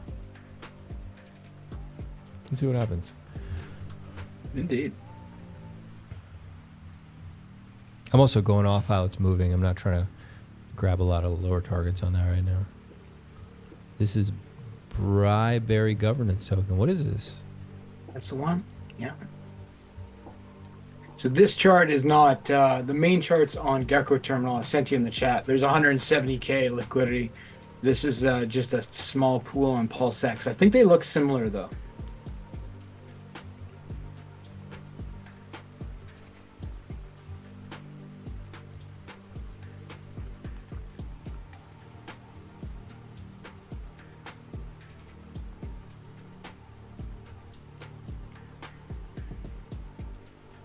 No, it's incomplete, but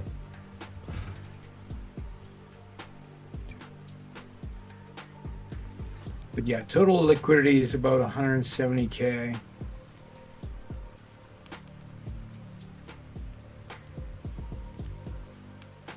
Yeah, the big wick at the start is just a deployment issue. Price started around $1.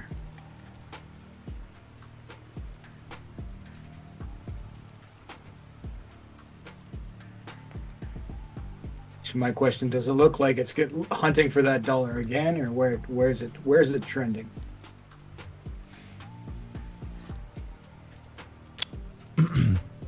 well,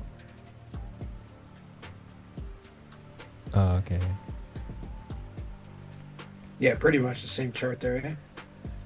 So, is this correct? You got 10K volume, 24 hours? Yeah, that's probably about right. Most of it's being staked. The majority of that is being staked in a farm. So I don't think there's not a ton of action for the size of the liquidity pool. Okay. People are buying it to add it to an LP position to farm it, right? Yeah.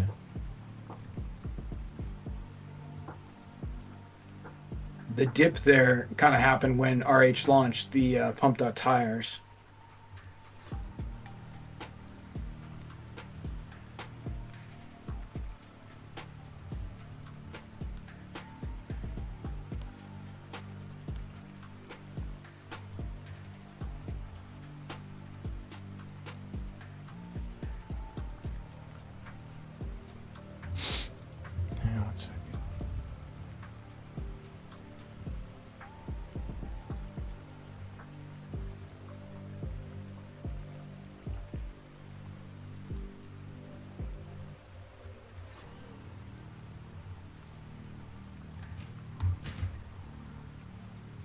Okay, it happened when he launched the thing.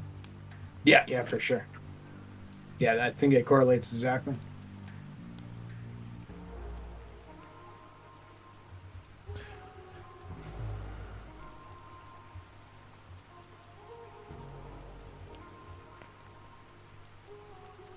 So that farm is paying 106%. So I think that's the motivation to get it, probably. So, which is why we don't see a lot of movement, because everybody who's buying it is putting it into the farm, quite likely.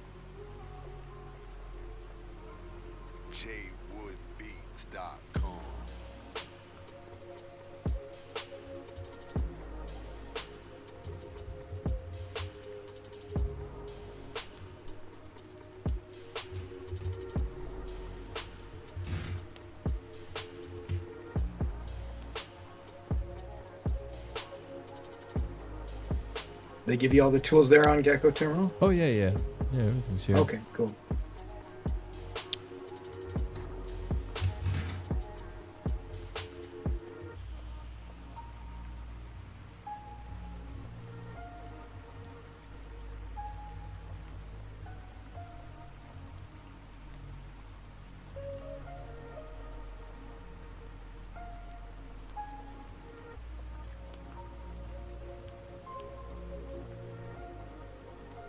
So you've broken back up into a really important range, okay? in quite a bullish fashion, which is really nice. So you made a nice move from that bottom. It's very strong. Yep. Okay. And you got a inverse head and shoulders down here, which is really nice. Okay, really nice seeing that. And we can go ahead and chart this right now. You want to know if we're going to $1? Well, you're going to get close. And then yeah, well, that's sort of the target range is $1. So if I come over here and I do this and I come over here, you can see it gets us up to 85 cents, which is this line right here, which is kind of a nice area. People enjoyed trading this at before. So we got some confluence there. Now you are going to butt up into some resistance right there, because if I take a trend line here, you're going to see we're bam, right there. You got some confluence there. You see what I'm saying?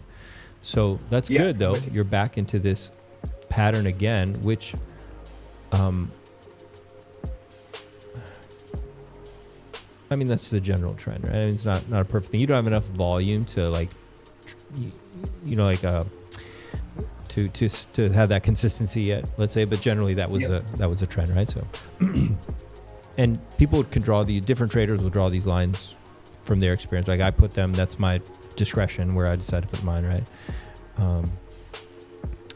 But this is good. I don't really need that. I mean, one could even say this was like a downward channel. Yeah, you could have even said that this could have even been part of this. You know, there's a lot of ways like you could look at it. But what's important now is I'm wondering,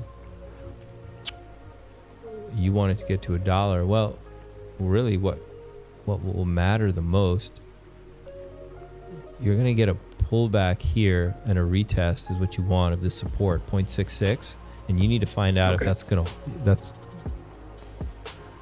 going on here. I mean, I guess you kind of have it, but like it's above the support. Yeah, but we really need to get a solid grab on it. You got it in the 4 hours closing. We don't have it yet. Okay, yeah. So if I were to trust that, the thing is, yeah, I gotta go with that. That looks right to me. I mean,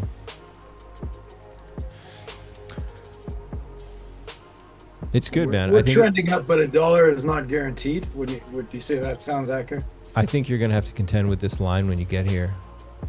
Yeah. And sorry, where is that? I can't see because I'm at about 85 cents. 84, 85 cents ish. Yeah. That's going to be where you're going to contend with it, and you need it to blast through, grab a hold of it, and go from there. So you're going to want it to pop out of here, come up, touch, make a little hammer, and pop, and that'll be your thing. I can't draw in this resolution. It's too small, but Terrible drawing. Terrible at it. Yeah, better than me. Probably use these.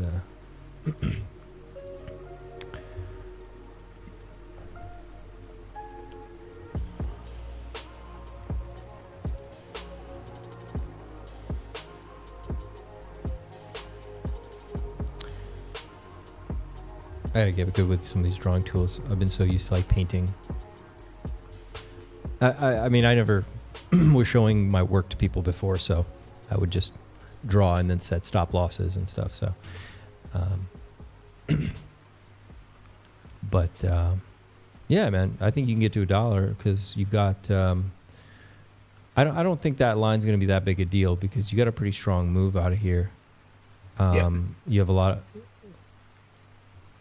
lot of volume coming in. You know what I mean? It's pretty thin. You don't have a lot of transaction, but you definitely have volumes coming in here. Okay, so it's coming in, and the line you could. Then I think, yeah, man. Yeah, I think you'll get out of here no problem. That, Wolf. I appreciate it.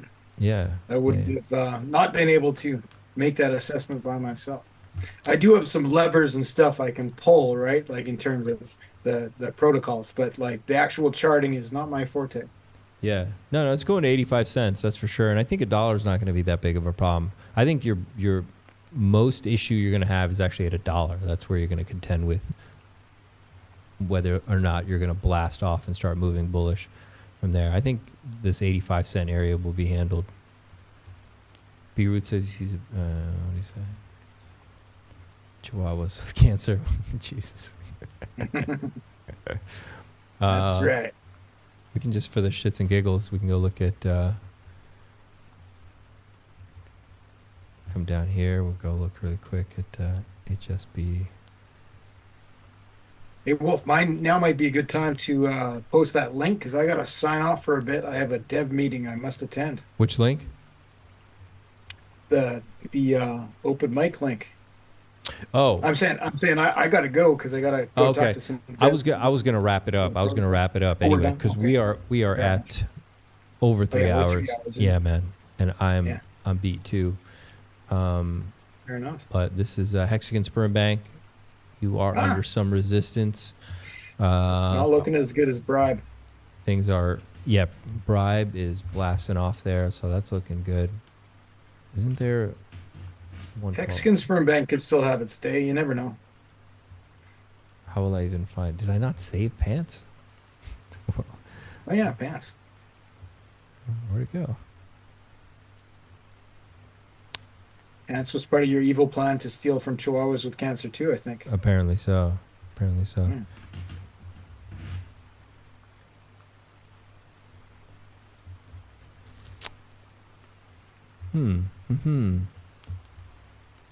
All right. Next time we'll pick up on this. I'm sure it's holding up just fine, though. There's so many that have fucking come up out of nowhere. Jesus. We used to be up on here somewhere. Huh. That's weird. All right. We'll have to look one. You guys are absolutely amazing. You guys smash the like button. Really appreciate you guys today. It was a lot of fun. Thanks for listening to our stories. Come to the Telegram group. Behave. Find me some good stalkers, chat. We want some good stalkers. Hot stalkers. Fast Abdul. Always amazing. Good seeing you. You too, man. Yes, yes, yes. And like, subscribe, hit the bell button. Tomorrow is Valentine's Day. Happy Valentine's Day, everybody. Maybe I'll come back. Maybe not. If I'm not here, you know where I'll be. You know what I'll be doing. All right, everybody. Be with your stalkers.